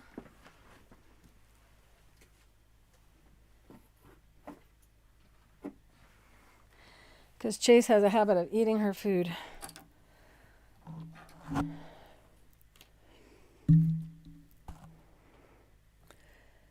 Do you guys have dogs that eat each other's food?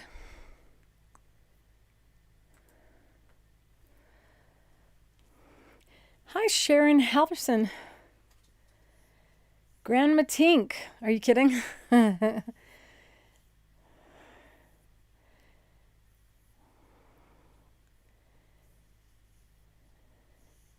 I hope you try this project as well, and I miss you guys at the shows.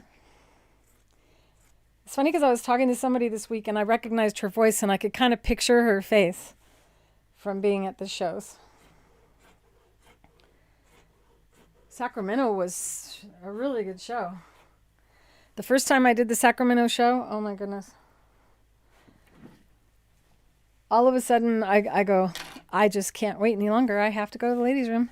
And I stood up and they announced the show was over and I fell. Actually couldn't stand because I had sat so long I made the nerve in my hip go numb, and it took about a year to recover from that. Have any of you ever been at a show when I was saying I need to go to the ladies' room and you guys were like, here's a bottle?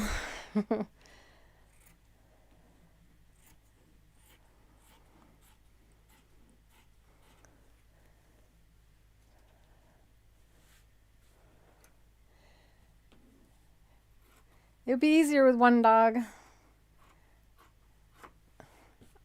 Chase is always getting chubby, and I have to keep him from eating too much. And Tinkerbell, well, she's always been really good at monitoring her food.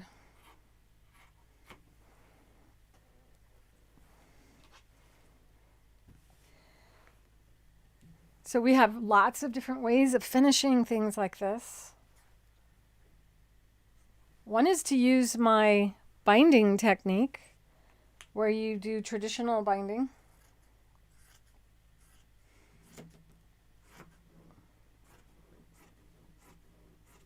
Another one would be where we do cording and stitch over the cording.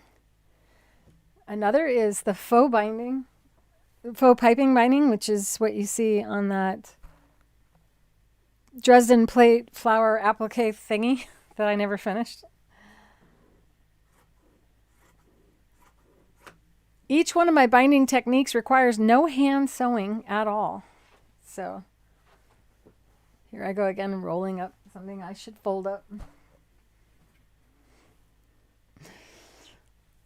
That's the pile. I'm going to use my ruler and shear this up and get another piece.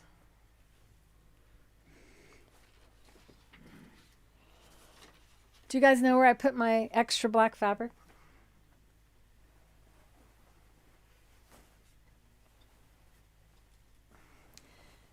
She left the room. I don't think she wants to eat with me throwing things. Ooh, I could use the back. But that would be kind of wasteful, huh? I could use this as the back. I can't waste it.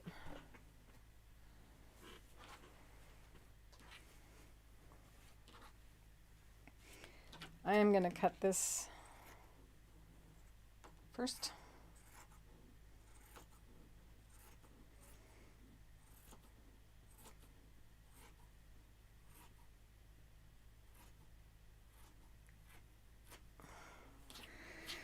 So basically, what you're going to see me do is quilt after something is done.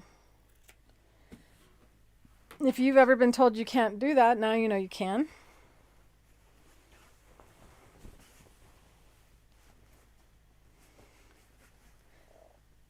There's so much batting fuzz on it.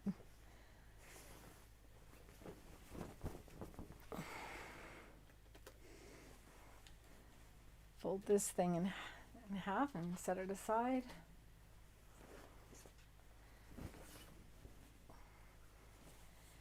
This would be one time when it's great to cross your grains. So you can see the selvage, Well, you can't really see it because it's so dark.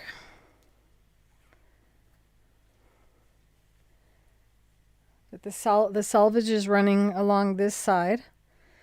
So your instinct would be to put it selvage to selvage. But if you do that, then the grains are running the same on top and on bottom. And you're more likely to have shifting of the fabric or puckering. So if I place it on top like this and have the selvage over here on one side and there, now there's no stretch at all on these fabrics.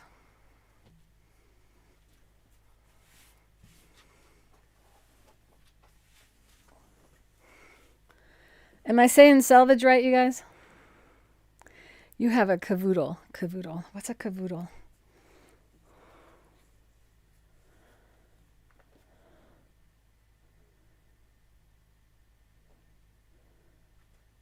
I'm sorry, I was trying to read all your comments. I always feel like I'm missing out of the chat sometimes.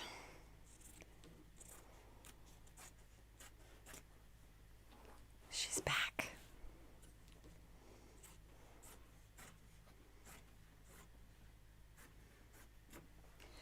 I went to my dad's house the other day, and there was this absolutely adorable dog that ran up to me, and it looked like, it reminded me of HR Puffin stuff. It was like it was a puppet. It didn't have any sound when it ran, and it had such a beautiful gait, and it was was it a Labradoodle? Or something like a Labradoodle. It was such a cute dog.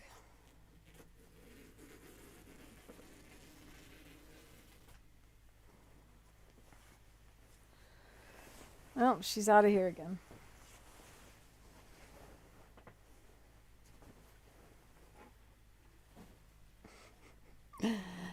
It kind of blends in now. You can't tell it's a big pile. So now I'm going to make sure that all these are lined up. Cut it nice and clean. And sew all the way around and turn it right side out, leaving a little spot.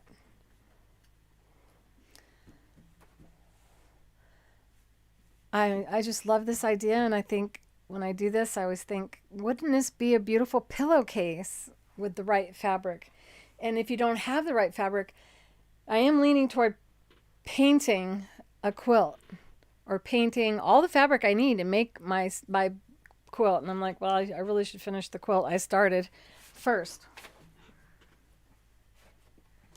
But that is where I'm leaning, what's a project idea that I'm leaning toward.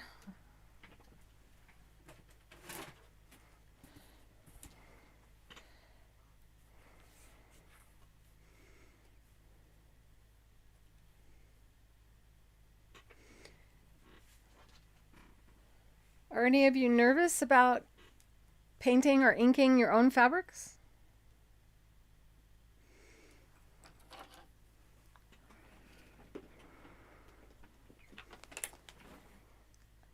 And I am standing up above, looking down. Whoops.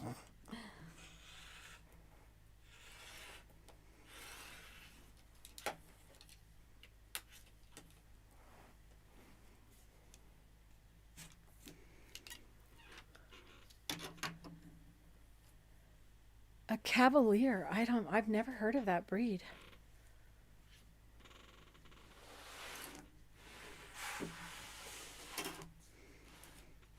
I'm going to have to look it up. I'm not a dog expert.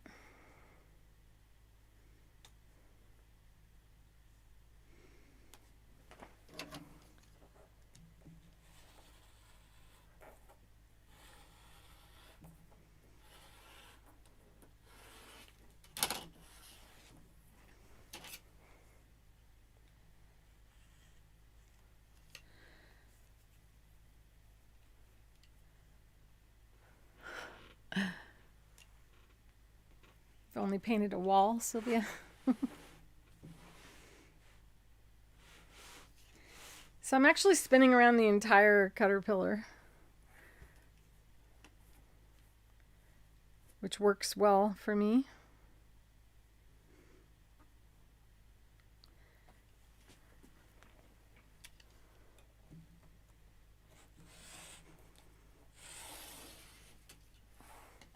The reason they call this the edge-to-edge mat is because the mat goes all the way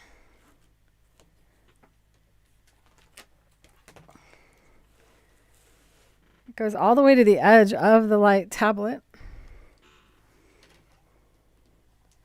And that way your blade doesn't slide off and cut into your light tablet. And this is the actual cutting mat. And it sticks to the surface of your tablet so it doesn't slip on you while you're working with it. If I could just find my plug.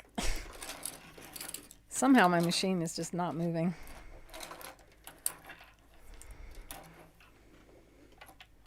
There's a bobbin. This is the bobbin I couldn't find last week, you guys. I found it.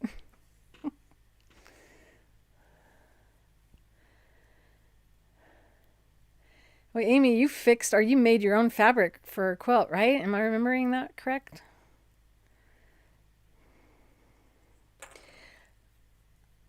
I'm so sorry I haven't got the koi fish video done yet. It's 12 hours of video to edit. And when you edit a video, you edit it in real time. So just to watch it takes another 12 hours. And then if you have to edit something in it, then, well, that's adding to those 12 hours. But know that I do plan on completing that.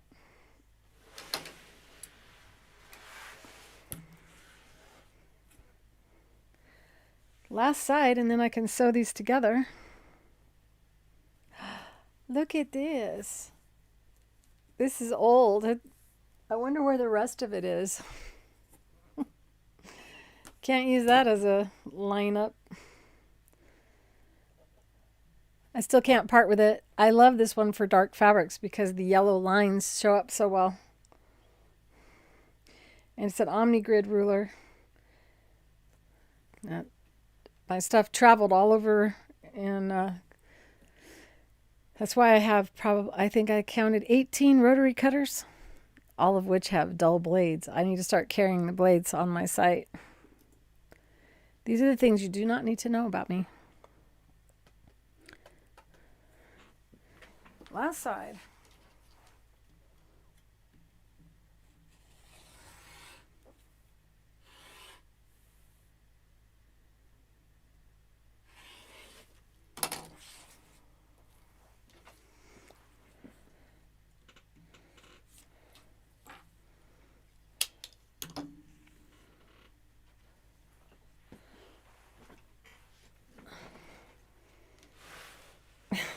So, can only draw a stick figure.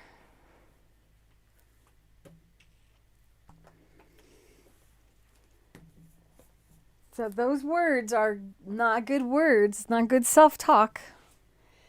If you talk to yourself and you say, I can't draw, then you can't draw. Now I got to peel this off and get the black fabric on the same side, but you can see how it sticks to itself. This is why, one of the reasons why the bamboo batting reduces the chance of your fabric shifting on you. There we go. And that's the inside, so I gotta flip it over. Right sides together.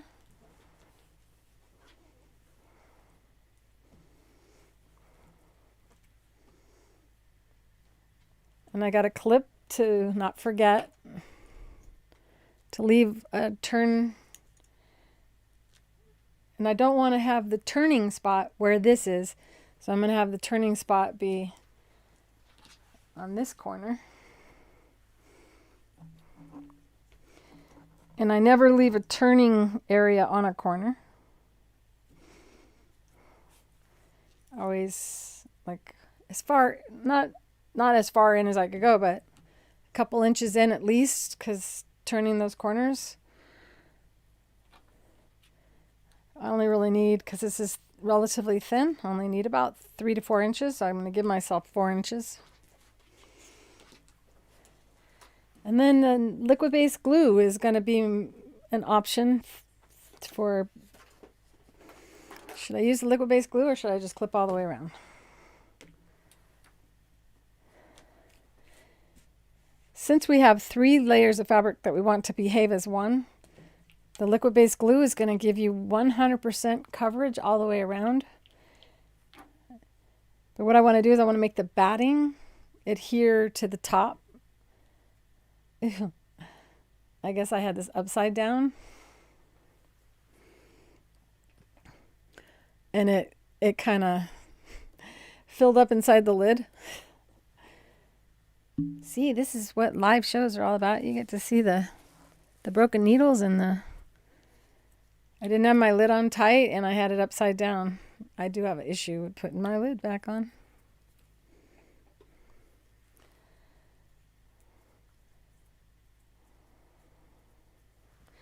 So I'm just going to do some drops on the batting along the edge. And then slide my finger across.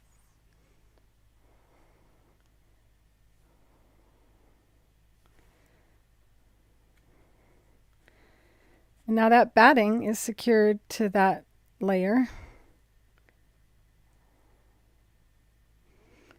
Do a little bit better in the corner. Lift that up. Do the same thing now.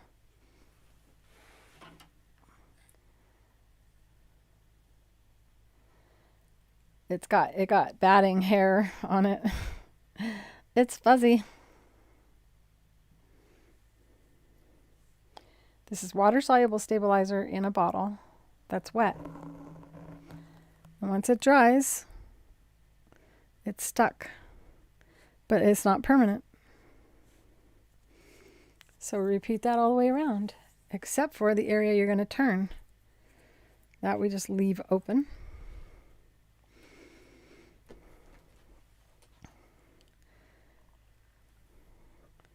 So you can, I don't know if you can see how well that's holding, and that's where I glued to. So I can do that whole section now. I'll move the mic.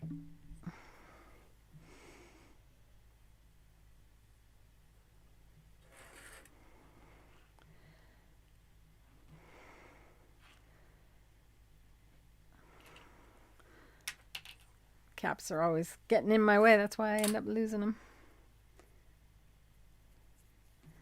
And I slide my finger across, which is why it's good to have a damp washcloth nearby so you can wipe your hands off. Now that's connected, and pull it back. See how easy this is, you guys? How funny, Amy. In case you guys didn't read her thing, she said she was watching a YouTuber and wondering why the person wasn't using liquid base.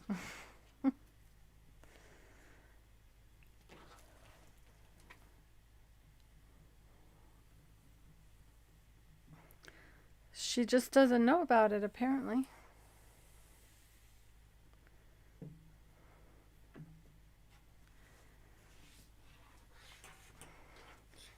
Yeah, I don't really like pinning unless I absolutely have to, because it doesn't really help you. You can't sew through pins. Those of you who are just watching right now, this is stabilizer that I would be removing if I weren't trying to hurry for you guys. It tears off completely clean away, and ideally you would do that.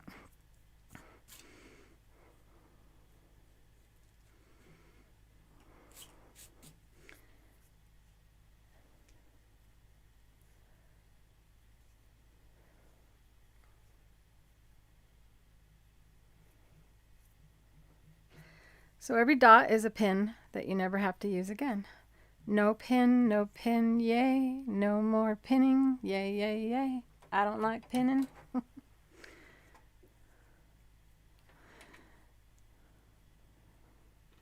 And why I slide my finger across is to get rid of any thick areas.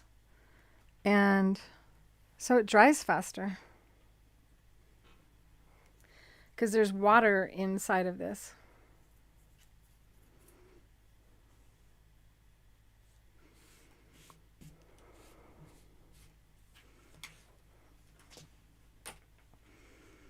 Once again, pull back. This is how you do a quilt, by the way. King size quilt, not having to worry about it shifting.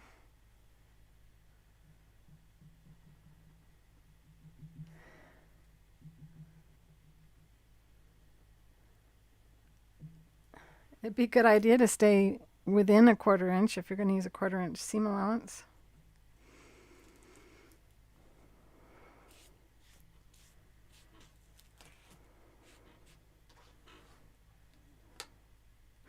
So if your name isn't Christine and you're the one that called and asked me to show how to do this,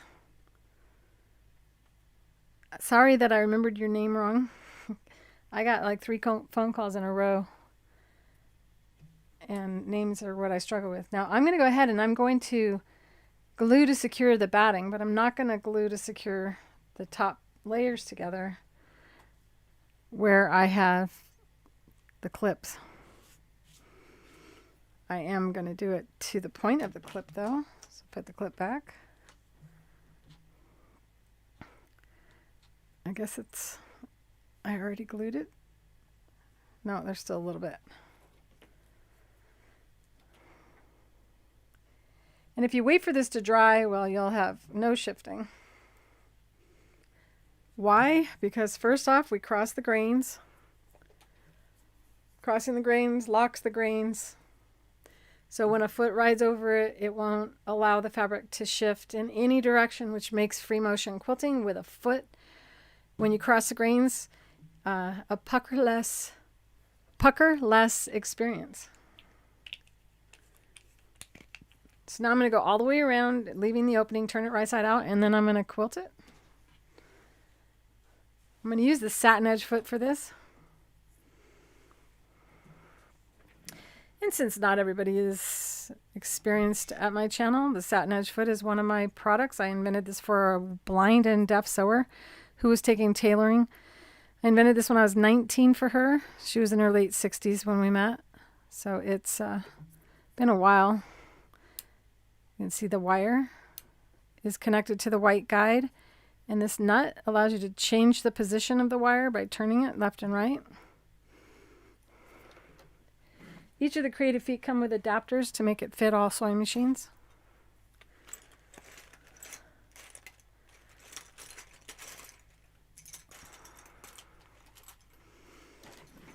So in a package, you would receive 1 foot and 4 adapters. Where's the other one?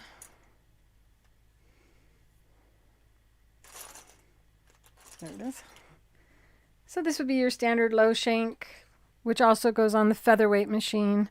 However, the featherweight doesn't have zigzag stitches, so you can't go 1/4 inch with the featherweight. You can use it for 1/8 inch top stitching and stitching in a ditch though. Each of these adapters snap on to the foot. So this foot is a traditional universal 7mm wide bar snap-on foot. And this is the super high adapter, also known as the super high Kenmore. And I don't want you to think that this is just for one type of machine. This is a high shank, which is the right one for the Janome machines that have the 9mm, which lets you then use all the Janome machines that came before the 9mm. This is the Singer Slant. And it also attaches on and turns your Singer Slant sewing machine into a universal snap-on foot machine. If you have a Bernina sewing machine, you have more than one option. Your Bernina may have included a snap-on adapter.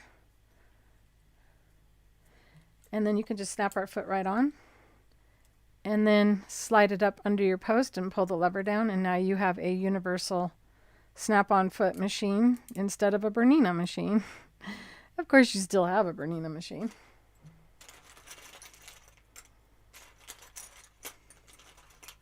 The other option is to use one of these adapters. These are called low shank adapters, and they allow you to slide a low shank. Sorry, I really need to wash my hands now. There's fuzz everywhere. So you can see it has this is the adapter that comes with it. This is underneath the screw. And then you snap it on, and then you can slide this up and under and pull your lever down. So that's another option. This is the older Berninas, this is the newer Berninas. These are both available at creativefeet.com. If you have a FOF sewing machine, you'll remove your machine snap-on adapter. It'll look something like this, and your screw drops into a hole. You remove the screw, pull the screw off, and restart it onto your post. Slide our shortest adapter on it, and now it snaps on, and your FOF machine is now a traditional universal snap-on foot machine as well. I hope I didn't confuse any of you. In essence, the Creative Feet fit all sewing machines. Nobody's left out. If you have a zigzag stitch, you can accomplish more of the techniques that they do. Creative Feet are unique in that they do over 20 different techniques. Each foot does over 20 things for over 88 different sewing techniques.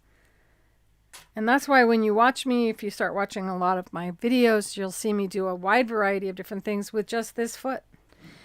This foot is in essence 27 different feet, but it's only one. So a lot more affordable. I'm going to change my needle because I knew my needle was bad to begin with. It was time to throw it away because I scratched the tip of it. And I'm going to use a 90-14 needle. And you can pretty much get away with using any 90-14 needle, whether it be a top stitch needle, a quilting needle, a universal needle, or the super universal needle. All of those needles have the correct tip, which stops your needle from tearing your fabric, which is really important on a quilt. If this were going on a bed and you would sit on the bed anywhere and a sharp needle would be used, it would tear the fabric when someone sits on the bed because the fibers stretch and a sharp needle cuts through the fibers in your fabric, whereas all of the universal tip needles, which were the ones I listed, they all have a rounded tip, which used to be called the light ball point. And what it does is this is the fibers on your fabric. It pushes the fibers aside instead of cutting through them so that your garment or your quilt doesn't end up tearing along the seam line. So I have a top stitch needle here. It is a little bit more expensive than the universal. We also carry them in 100 packs. This one doesn't have its piece of paper to tell me what size it is. Looks like a 70-10. Don't you wish you could look at a needle and know what size it is?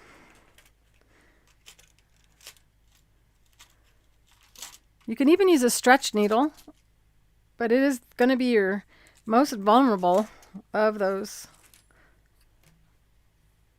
I just dropped a needle on the floor.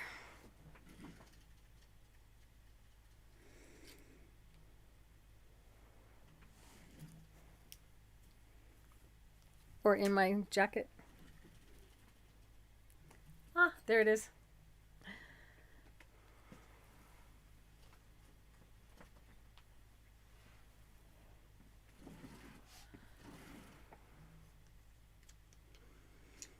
Oh, goodness gracious. That's something my mom used to say. Goodness gracious, you know what? I think that's telling me I'm using the top stitch needle. And a top stitch needle has a unique shape to it, which gives you a bigger eye so that you can use thicker threads when quilting. So if you want to use a thicker thread like cotton quilting thread, the top stitch needle and the quilting needle and the super universal, those three would be your least likely to have your needle shredding your thread. I'll put this back where it belongs. This is one of my hand-painted pressers, which I did a limited edition of hand-painted ones, and people got an opportunity to buy it. I'll give you a close-up of it. And I may have shown this before. So this is a custom shape made from a imported wood from India. That's blackwood, African blackwood, sorry. And has rhinestones and all kinds of stuff on it. This took, I don't know how many hours.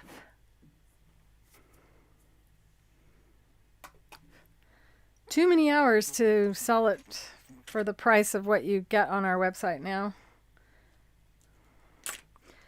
At some point I may do that again. I'll let you know if I do. Meanwhile, I don't use it when you guys are watching because I don't want you to feel bad that you don't have one that fancy.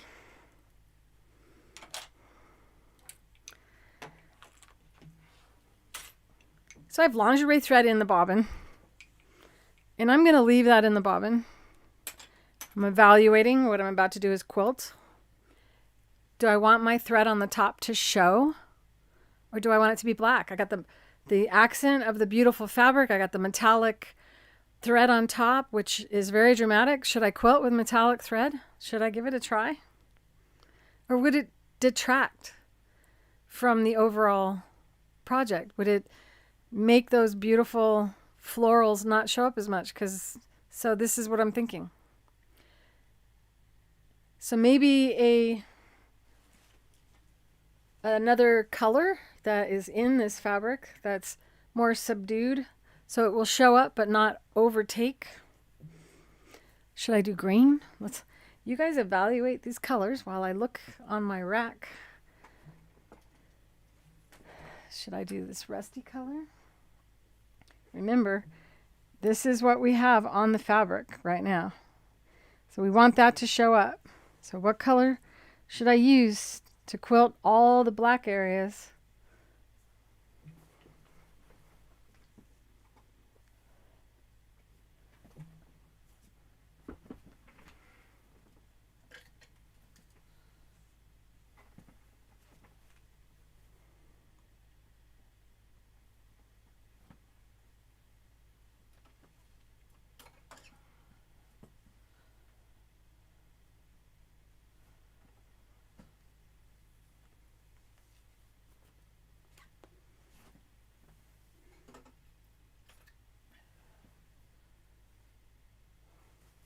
I think I've decided brown because it's going to reflect the light on the black. What do you guys think?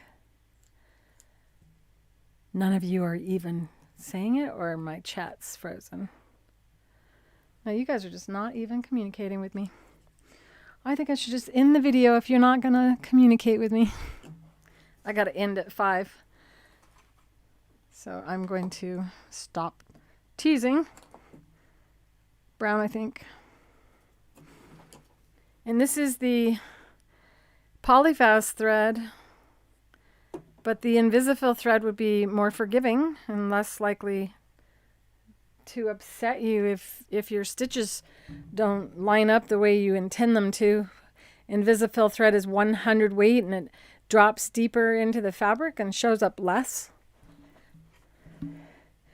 I'm confident in my sewing, so I want my stitches to show, so I'm using 40 weight. That is why I'm going to a 90-14 needle.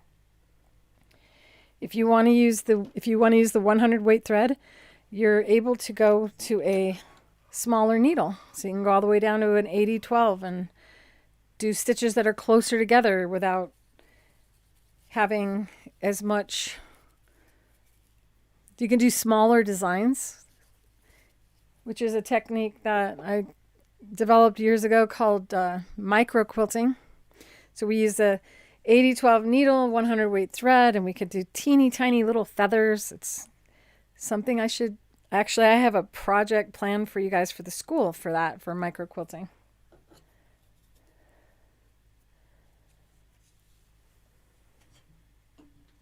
So Chrissy agrees with the brown.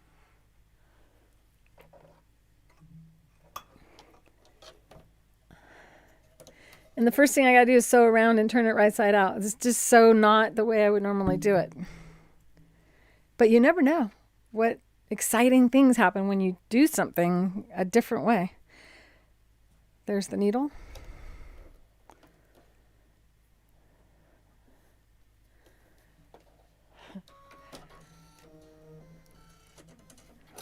I got to look up Cavalier as the dog.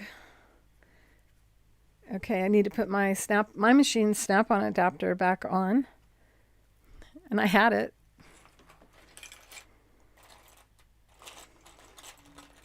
There we go.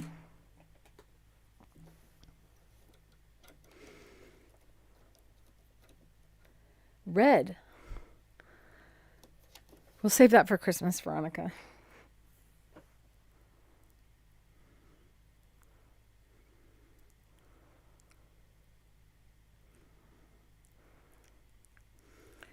I messed up on an order for a Veronica. All of a sudden, I had 3 Veronicas all at the same time. You're all ordering at the same time. And I was worried about mixing up your orders, and I ended up mixing up a totally different name with one of the Veronicas, but I don't think it was you. If you're waiting on an order, it may have been rerouted. And a customer is going to be sending it for us today, so we don't have to wait for it to come back.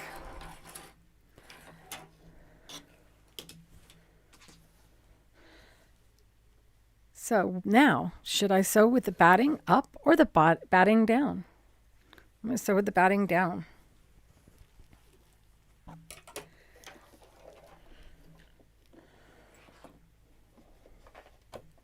Gosh.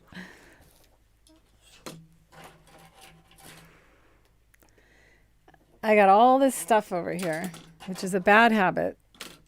I've been struggling with it the whole video.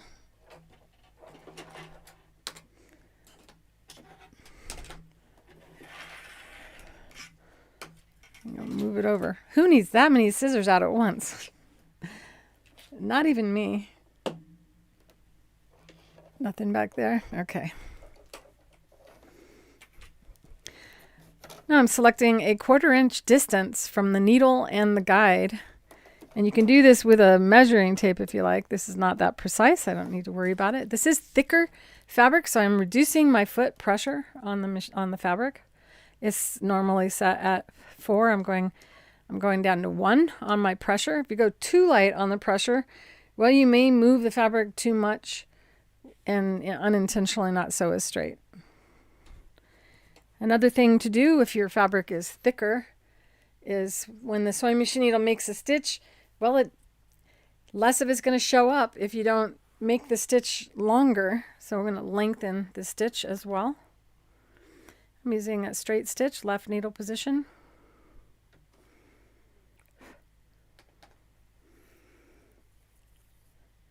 There's really got to be a way to make batting not get everywhere.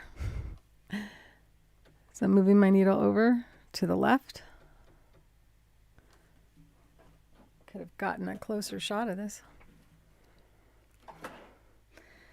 Stitch length normal at 2.5 millimeter stitch length, which is about 12 stitches per inch. I am going to increase the length of the stitch. If you have a machine that does stitches per inch, well, you want to have fewer stitches per inch. So if it's normally 12 stitches per inch, you'd want to make it like 8 stitches per inch. And at the beginning, I'm going to secure it because that is going to experience stretching when we turn this right side out. Instead of watching the sewing machine needle, we watch the front of the foot and just keep the guide up again, or the fabric up against the guide. And while you're sewing, you don't want to hold your fabric down or pull it through. If you get your hand behind and in front, it'll bounce off the foot. So as I'm sewing, I'm raising the fabric up to help it not get caught on anything, instead of trying to push the fabric through. If you ever feel like you need to push the fabric through, odds are you need to increase stitch length and reduce pressure. So I'm coming up on the corner.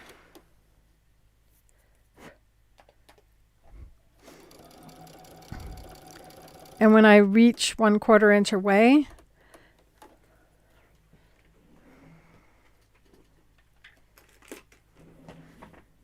you can actually measure that distance with a measuring tape and then take some washi tape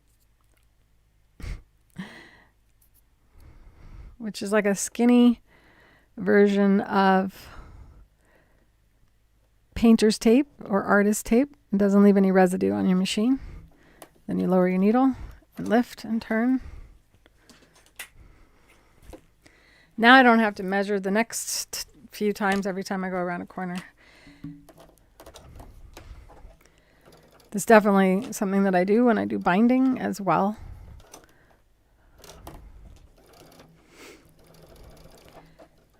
Trying to see where I'm going. I got too much in my way.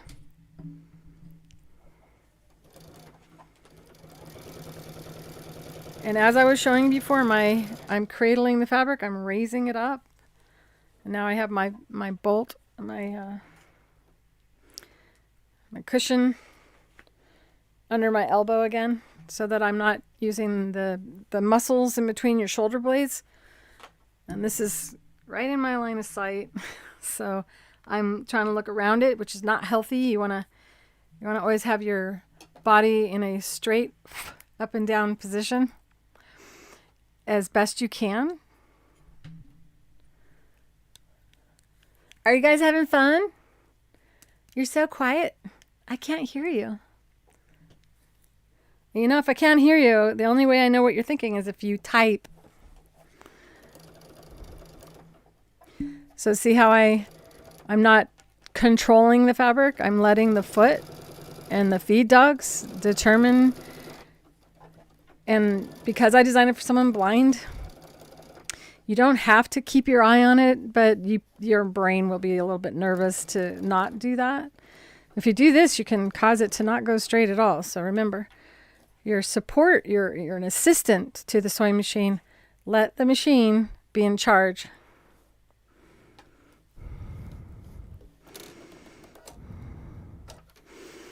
I didn't glue right there. I missed a spot. There we go. But you can see the benefit of gluing first. Watching for my washi tape. I didn't have it stuck on there good. Oh well. If you've seen my binding video, you know it works. I didn't rub it. Lower the needle, lift.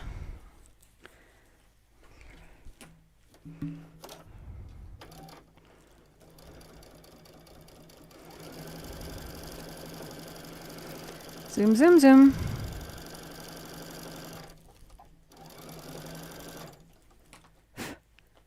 If it doesn't feed through, sometimes it's because the pressure is too light and you're holding on from the front, not allowing the feed dogs then just kind of slip on the fabric. And that's what makes people tend to pull from behind. One of the reasons I have buttons on my jacket. I don't think I'm going to wear buttons again. Or these are oversized buttons, so everything's getting caught on them. Elbows down, shoulders relaxed. Coming up on the corner. Let's see if the washi tape held this time. Nope. I think I've stitched that washi tape into something. Machine probably had oil on the surface. So make sure that because I did oil the machine last week. I don't know where that washi tape went. Oh, there it is. Live. Fabrically speaking, live. You know, the mic, a lavalier mic, doesn't work if you turn your head. So if I were just talking to you guys and looking straight on, a lavalier mic would work, but the moment I turn my head to one side or the other, they don't. And also they pick up the sound of the sewing machine. So while you can hear the sewing machine, this is a trajectoral, oh my gosh. I can't say the word. Oh, I know it. I hear it in my head, right? Oh my goodness. That's funny. This microphone has been really fantastic as long as I have it on. There we go.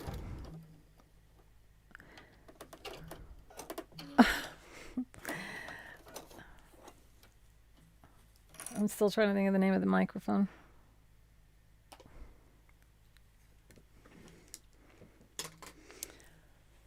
So there's multi-directional mics that get noise from everywhere, and those lavalier mics are that type of a mic.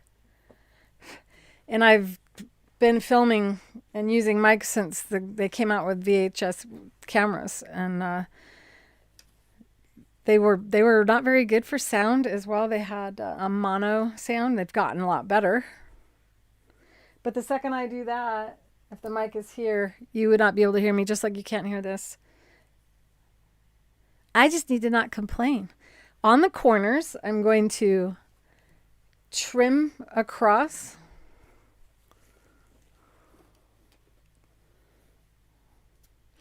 To eliminate the bulk on all of the corners.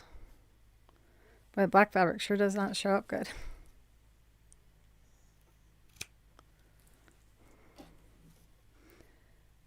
There we go.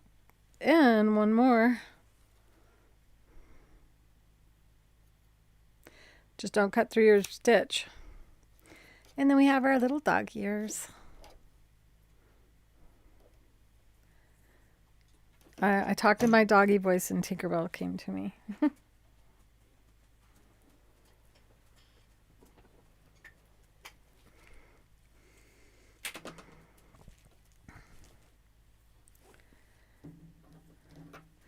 I'm going to be carrying this particular scissor as well. It's my favorite large shear of all the years I've been in business. Do you think you missed a lot? Well, you know you can rewind me. So now I put my thumb in the corner and push out, and I will do that. Usually I start on the farthest away corner, just like when you're making a bed, and pull that one out and then work it out. This is the basic stuff that you learn. You can hear the crunch of the old light in there. I got batting fuzz all over me. Should I write a song about that? And there was the batting fuzz was flying all around and itching my nose. And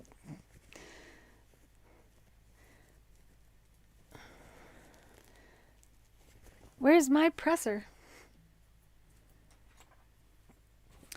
The presser works great for turning your corners. It's not sharp like a stiletto, so it's not going to poke through the fabric. And you can do like this kind of a motion to pull out those corners.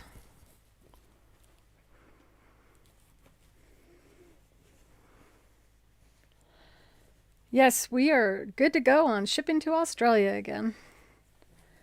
Stamps.com worked out some deal with the USPS service, and they're sneaking. They got around Australia's restrictions.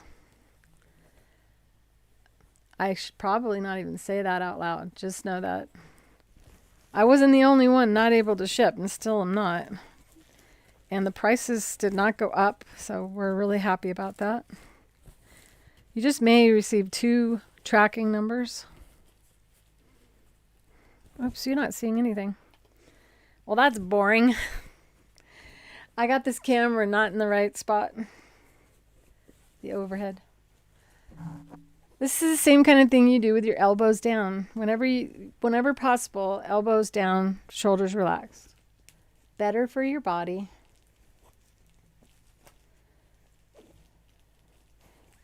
I wish I got to talk to Christina today to find, she mentioned something else. So I'm going to quilt through this. This is like not the way I would normally do it, right? But this eliminates binding. For those of you who are afraid of it or binding resistant. And you can take the presser now. You could use the iron, but you can also use our presser to press down and make your edges true with one another. And that's the main goal here, is you don't want to have your back fabric sticking up. Ah, this black fabric.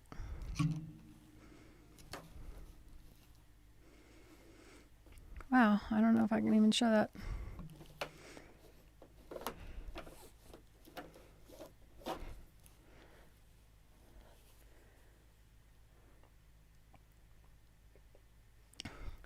When I first started going on television, they would say, you can't wear white, you can't wear any patterns, no stripes, no plaids, no polka dots. And make sure your fabric isn't black that you're going to sew on, because it absorbs the light and it's like nearly impossible for them to film. And it still is a problem. Now, to see that exact thing better, I did a bowl cozy video. I think I also showed it on the video on making these little organizers. But the bowl cozy video, is that what they're called? Yeah. I think that one is a shorter video because it wasn't live.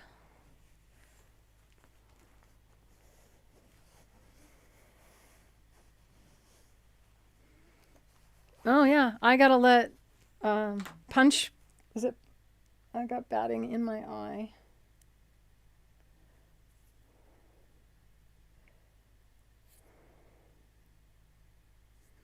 I wonder if that's what Tinkerbell had in her eye.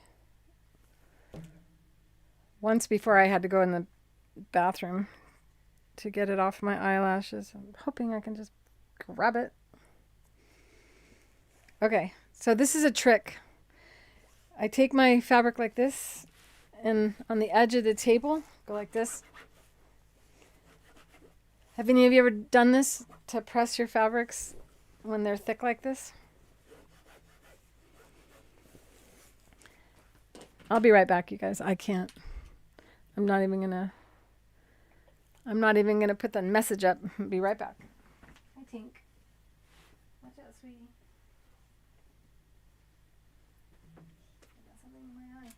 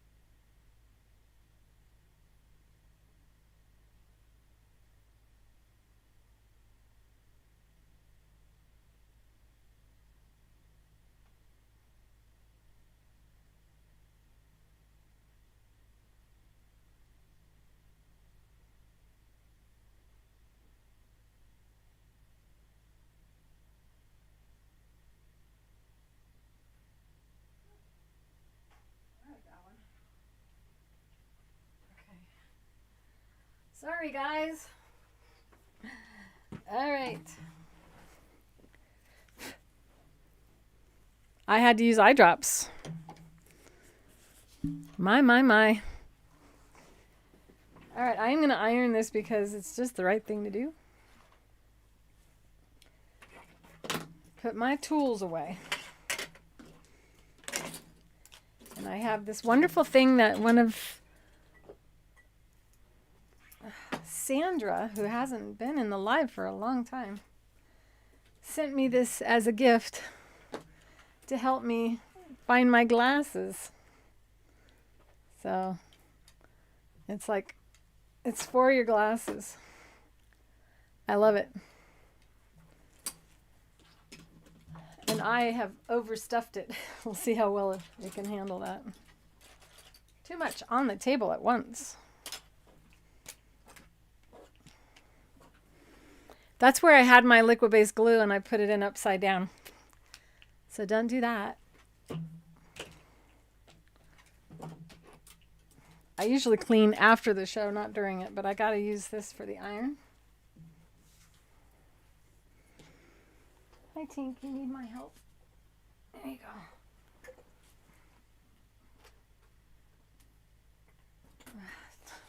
go. Oh yeah, the dogs are like, what? You were in the kitchen? We thought you were done. What are you doing back in here again? I'm sure they would love you all, but they would rather I didn't spend 3 hours talking to nobody. It must be a little weird.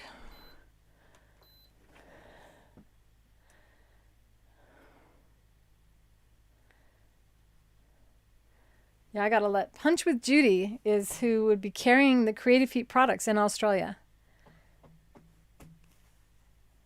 I need to let her know that we have a way to ship to her now. And she's carried them for years.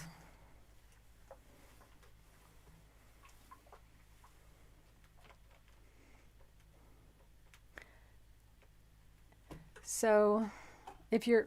Oh, careful, Chase. Quit begging. Oh my gosh, if you guys could see that. They have the... Who's that doggy in the window look going on right now.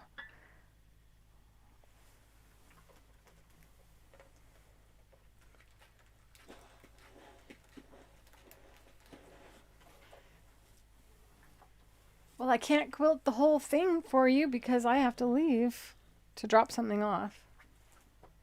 The latest I can leave is 5:15.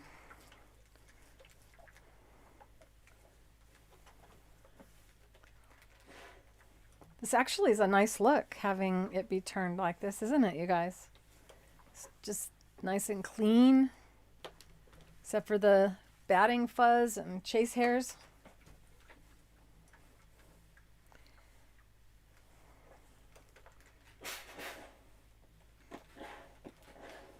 I am going to go all the way around the perimeter, though, with a edge stitch. So what's the difference between a top stitch and an edge stitch?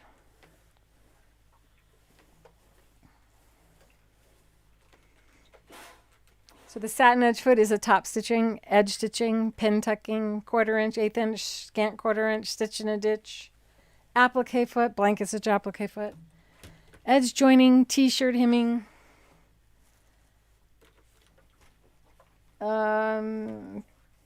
corded satin stitching, corded applique,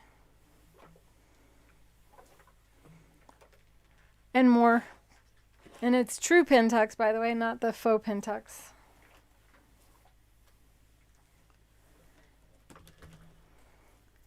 This is a really nice look. I'm so glad she asked me to show this.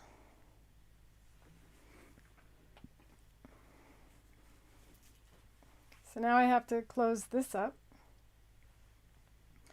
And we want to have it appear to be a 1/4 inch seam allowance. This will be another opportunity to glue. Glue under. I'm still blowing batting off of me.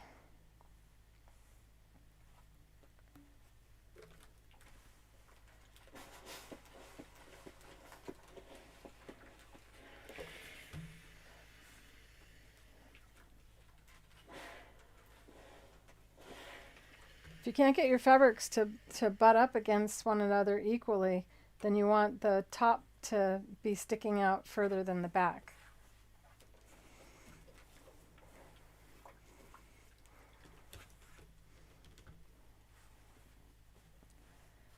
Oh, I really like it. So now the foot is set to a 1/4 inch seam allowance. Don't generally do a top or edge stitch that far away, because what we're trying to do when we do an edge stitch through batting is we're trying to stitch the folded under layers and hold them down. If you go 1/4 inch, odds are you go past that and then it'll never lay nice and flat. So you can sew them together with a 1/4 inch, but the next stitch you want to be in or further or closer to the edge of the material. Now I got to move all my goodies over again.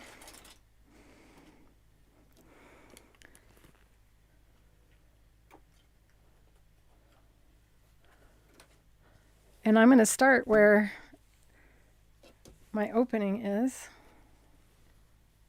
I can't believe how you just can't see this at all. Kind of light it another way. So there's my opening. And I'm going to close that opening with the glue before sewing it.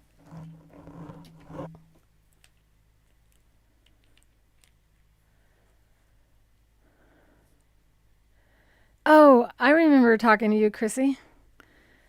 Are you the one I talked to about this? Are you the one that's doing this? And I thought you said Christine, but you said Chrissy.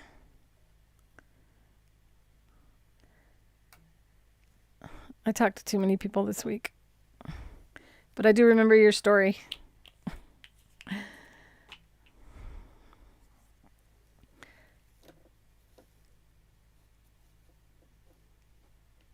I really think I confused my dog.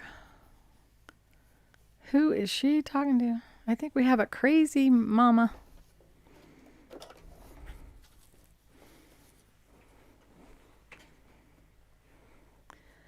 So I can either move my needle over to the right or move the guide closer to the needle to get my stitching to be closer to the edge. Or both. Another thing that you might want to do, see how the foot wants to tip because this is so thick. I had this thing I made that I had no idea. I have my bag of batting scraps.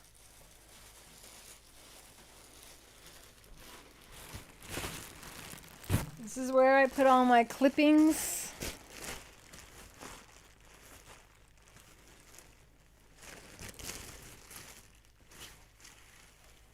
So this is a good piece, nice and long, and it's thick. And this is, I'll let you guys see it. This is a piping that I created, kind of, sort of, but this is just cord inside. I don't even think there's cord inside. Oh, I know what I was doing. Oh, this is something I don't want to tell you because I'm going to show you. But you see how it's thick? So you can just take this and place it beneath the foot on the side. And this is just going to help the foot stay level.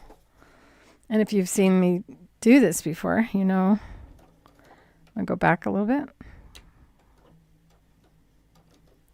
You'll notice that this sits still and the fabric is allowed to just slide under. And you can hear, you probably can't hear that well because of this wonderful microphone I have, but the machine is increased in speed tremendously right now because it's going through 2 layers of batting and 4 layers of the fabric. When we do fabric bowl cozies, we actually have 2 layers of batting and 4 layers of fabric. I could increase my stitch length even more right now, but if I do it now, well, you'll see the stitches as a particular size here, and then it changes here, so we don't want to do that. But I would have gone to a 5 on this.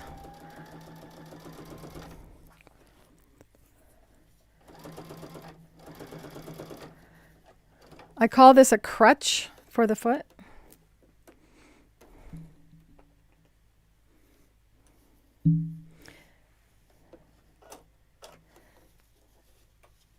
Okay, so Christine, you are the one that is going to make the placemat. Am I right? Or maybe not.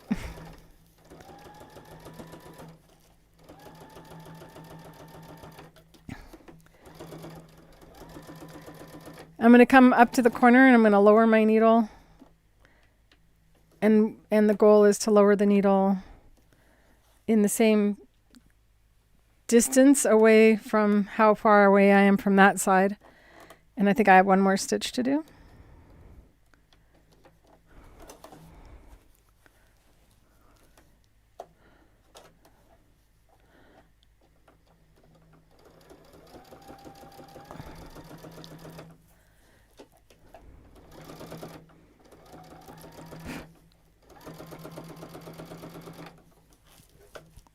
And I'm not pulling, just in case you think I am. I'm lifting the fabric up and keeping it from getting stuck on the side of the sewing machine. And because this sewing machine has some damage to it, the surface is not flat. Oh, I can see the batting flying around in front of my eyes.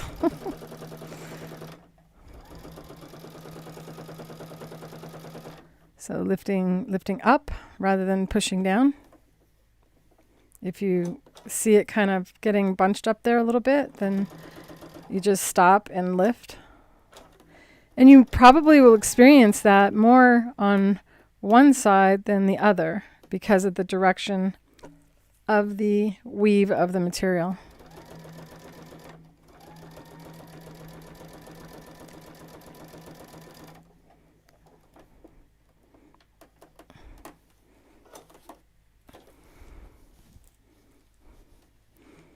Oh my goodness.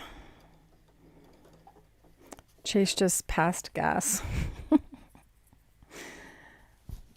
And then he split.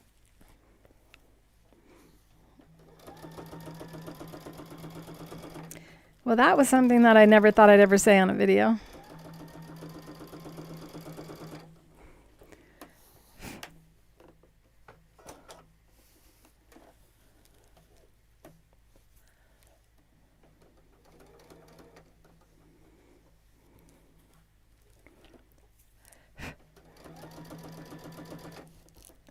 Well, I'm glad that you're enjoying the tutorial immensely.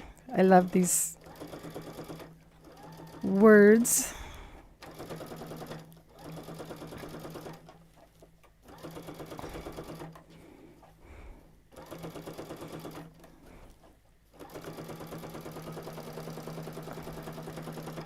Am I almost done? Oh, I got one more side to go around. What time is it? If you're not the one, Christine,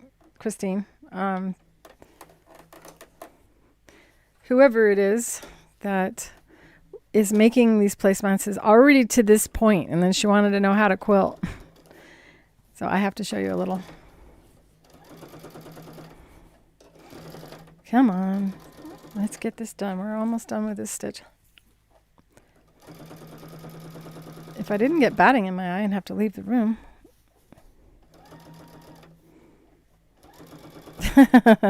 That's funny, Christine. Yes, he did. He wanted me to know he was in the room, and he got my attention.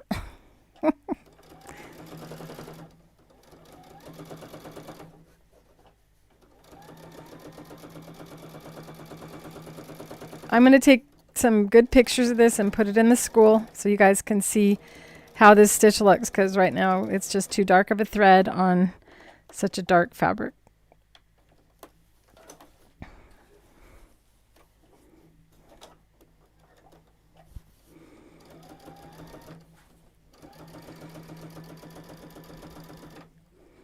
Okay, so this is where she's at already. Whoever it is, if it is you, Christine, you would know if you've made placemats and you're at this point.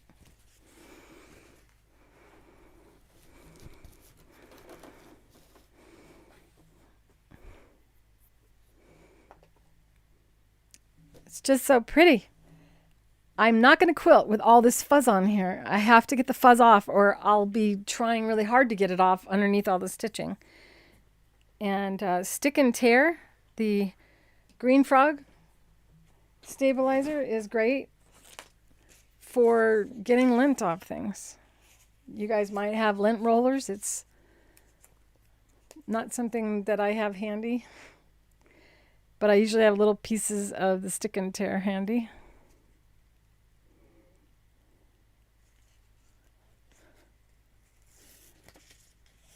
Okay.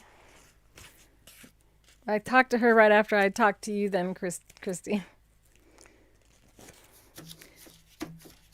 She's probably lurking in the background.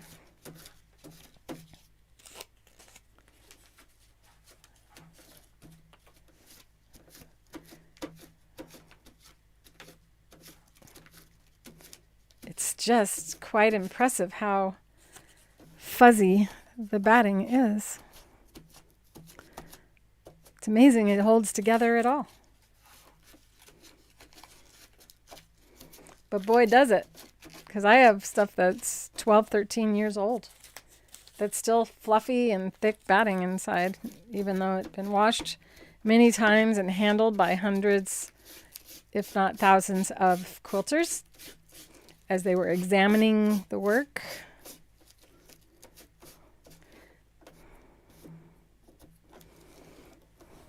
Another thing I use to remove lint sometimes is a damp washcloth. Just takes it right off.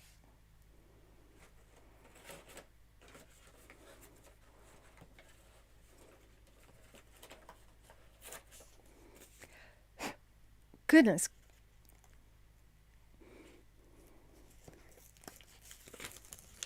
The machine is comforting. The rhythm of the machine. With my old microphone, you couldn't hear me talk very well because the machine was so loud compared to this microphone.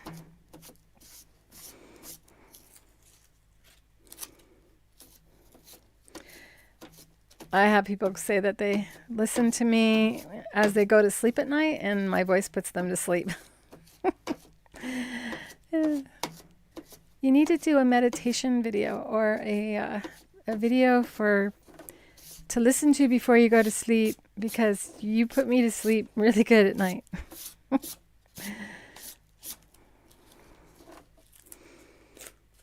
What does that say about me? Do I need to get a little bit more animated? I'm not going to delint the back, even though I should. But I would consider carefully before making anything with black fabric. If you have a white dog,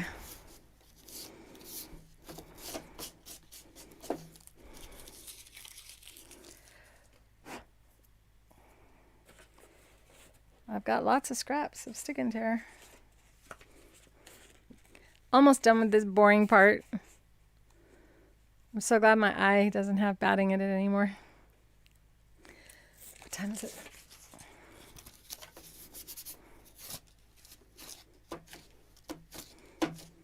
All right, this is just about as good as it's going to get.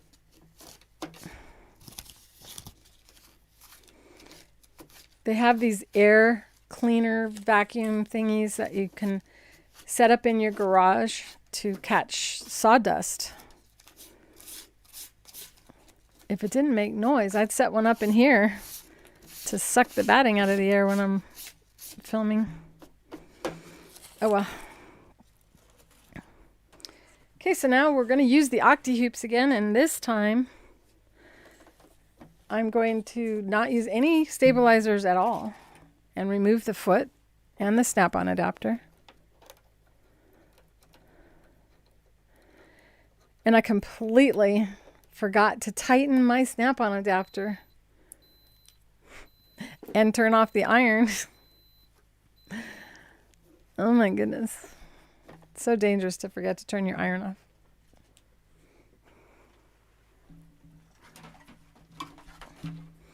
Using the medium size and the small size.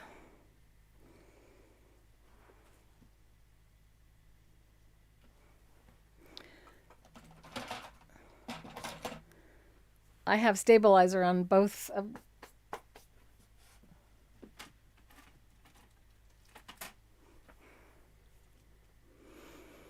I'll be right back.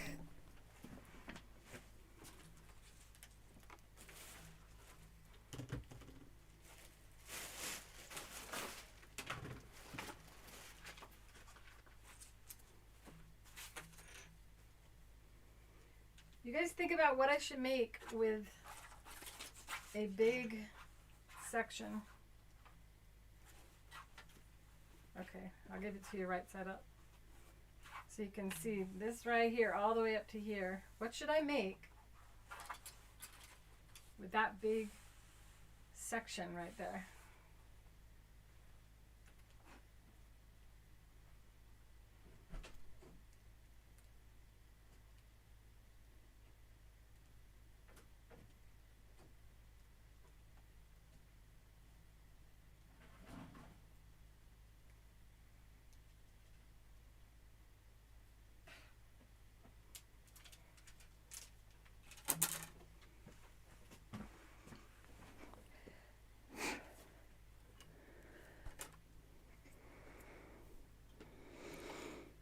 I have lots of videos where I show you all of the steps to understanding how to use the Octi-Hoops. We're at the end of this video. So I am going to just kind of show you and know that there's a lot more videos, and on the Octi-Hoop playlist within my site, you can watch the entire video, educational video for that you would get if you were to buy the DVD version of our Octi-Hoop kit. Meanwhile, with your non-dominant hand, you're going to hold the two frames together, and with your dominant hand, you're going to hold onto this handle, resting your hand on that frame, which you won't be able to see because it's going to be below your fabric. And elbows are going to be down, and you draw, and it moves the hoop. So the larger of the two goes beneath, the top goes on top. Now, to make this easier, because if you're new, it's not as easy to quilt right along the edge, then you would create a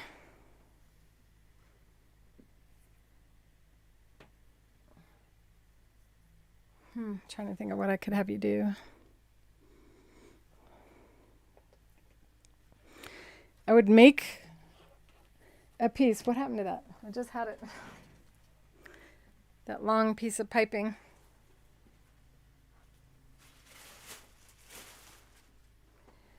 I just don't want to touch another piece of batting right now.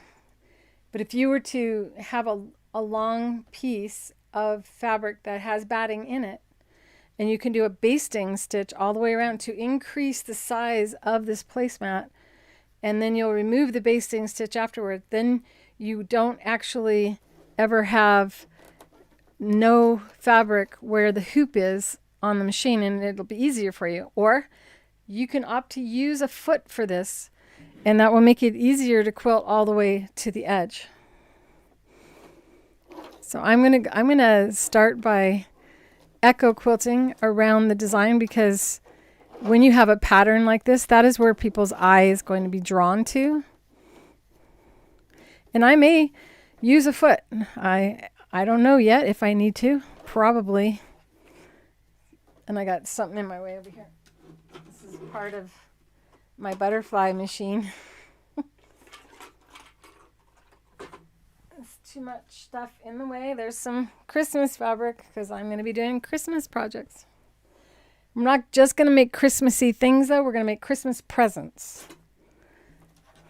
If you guys have anything that you've wanted to make for anyone for a gift, now's the time to tell me about it so that I can teach whatever it is you want to make someone for a present during this Christmas gift series of videos, Home for the Holidays of Fabrically Speaking, starting next week. I really want you guys to ask.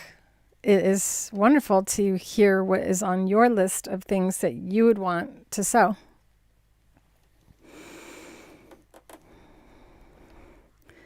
So once again, I have a 9014 top stitching needle. You can also use a quilting needle. We're going to lower the foot, even though there's no foot on here. Bring my bobbin thread up And this machine doesn't require I bring it up. It cuts it really short. But that's my bobbin thread. When I cut using the scissor button, it leaves just this tiny little tail. So if I speak out loud and say, I'm going to maintain a echo stitch 1/4 inch away from the edge of this pattern, and you say it out loud, even though it seems silly, then your brain will help you to maintain a 1/4 inch distance away. If you don't say it out loud, the only one that's going to be upset is you, because you won't be as good at, well, you might be. It works. You train your brain. So I just went back. I just did a stitch to secure that first stitch. If you leave this thread long, you can also pull this with a hand sewing needle through and inside of this so that that will never disconnect. I need to put my glasses on. And I'm way too far away, so I've been trying to keep the microphone out of the camera, but I need to be able to see a little bit here. Elbows down. Where's my bolster? This is what I'm talking about, putting it on my elbow or beneath my elbow. Elbows down, shoulders relaxed, 1/4 inch. I want to sew 1/4 inch away from the edge of that. And the feed dogs, we can lower them. I'm going to leave them up because I want you to see that you can. And then you just start sewing around 1/4 inch away from that design.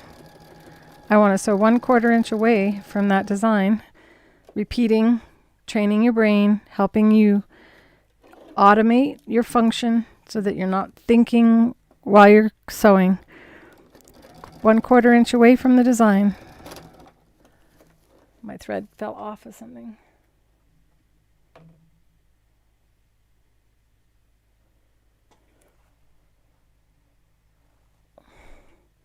My thread got caught on that bobbin winder thingy.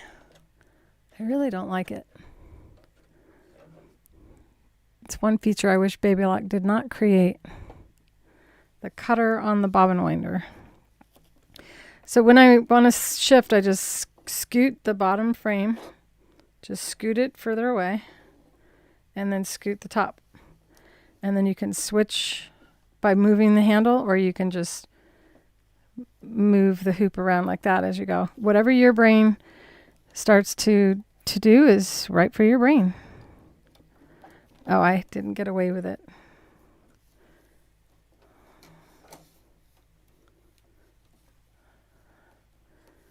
So that bobbin winder cutter is what caused me to have an area where my stitch now needs to get pulled through. So I'm going to leave that long so I can pull that into the quilt afterward. Especially because it's right near where my pattern is, where people's eye is going to be likely to look. Staying 1/4 inch away from the design.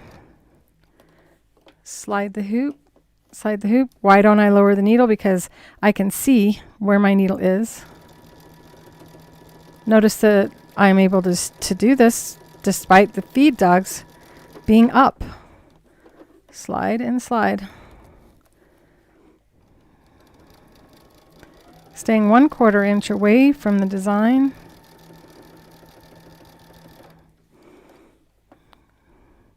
Now I'm going to spin this way.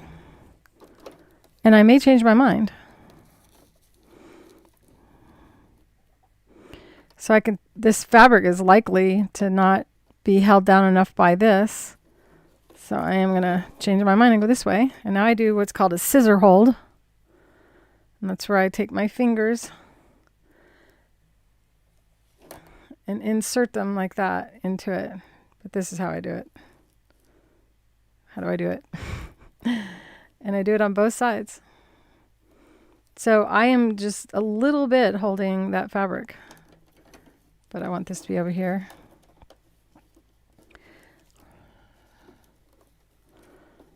Oh, this is easier to do without the microphone in my face.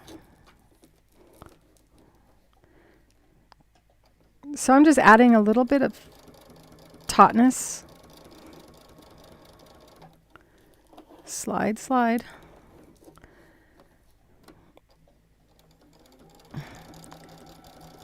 I wish I didn't have to wear shoes right now.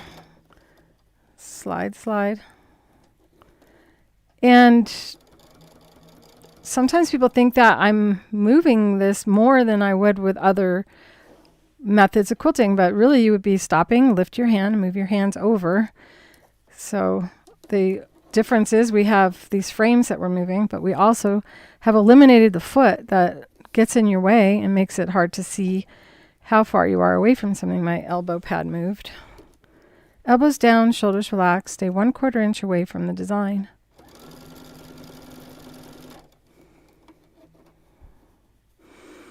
Talk to yourself. It's a sign of smartness. Stay 1/4 inch away from the design. Feed dogs are up. You can lower them if you like. It doesn't change anything. I guess I know why I move the handle instead of the hoop, because the hoop's already in a good spot. Then I can just take this and move my hand to another spot. So I was trying to figure out why I don't feel the need to do that sometimes. I'm not going to get away with it right here, am I? Once again, I nicked the thread with my needle from sitting there too long. We want to get past this area. Try to get it through the needle. If you can't, then I have to cut it. But if I'm going to cut it, I want to cut it far enough away to where I can feed that through a hand sewing needle and pull it into the quilt. Especially with something you're going to wash a lot. Lower the foot, thread the needle. Whew, that scared me. I was looking at the chat when I pushed the needle threader. Whew. Amazing how scary that was. Yes, it is intelligent. It's a sign of intelligence to talk out loud to yourself. Convince yourself of that so that you're not embarrassed to talk out loud to yourself.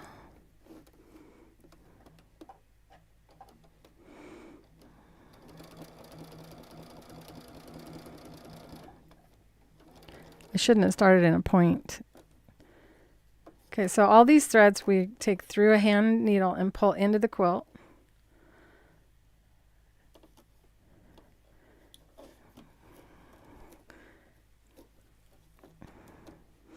I hate leaving things like that. My brain's not happy. So that's one thing you can do. So I've stitched around the design. And if I didn't have these issues, I'm going to have to shoot that with my camera and put it in the school for you to see. I could just do that and leave the inside not quilted. But after this is washed, the quilting does help things stay together. So I'm going to quilt a little bit of a, because I want you to see that it's easier than I'm making it look. No, I shouldn't do that. I should do the other side before moving on. So that means it's time to stop.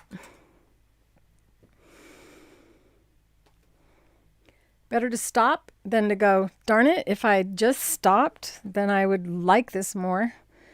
And as I mentioned, I will take a close-up picture of this with good lighting so that you can see how that stitch looks. I hope that this was an enjoyable video, that you found it beneficial. If you like this video, go ahead and hit that like button. And if you've yet to subscribe to my channel, I sure hope you'll do so today.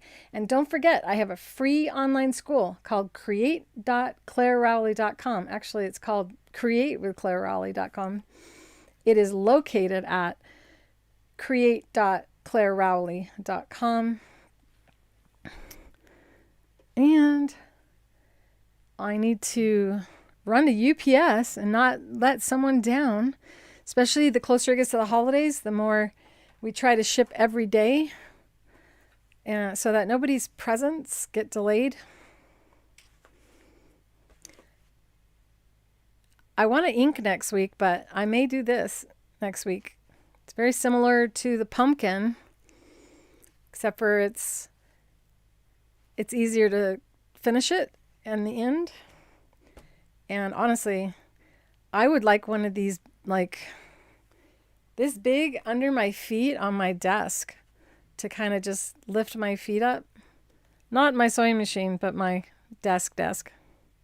I hope that you guys had a good time. I got a boogie. I love you all. Thanks for watching. Bye.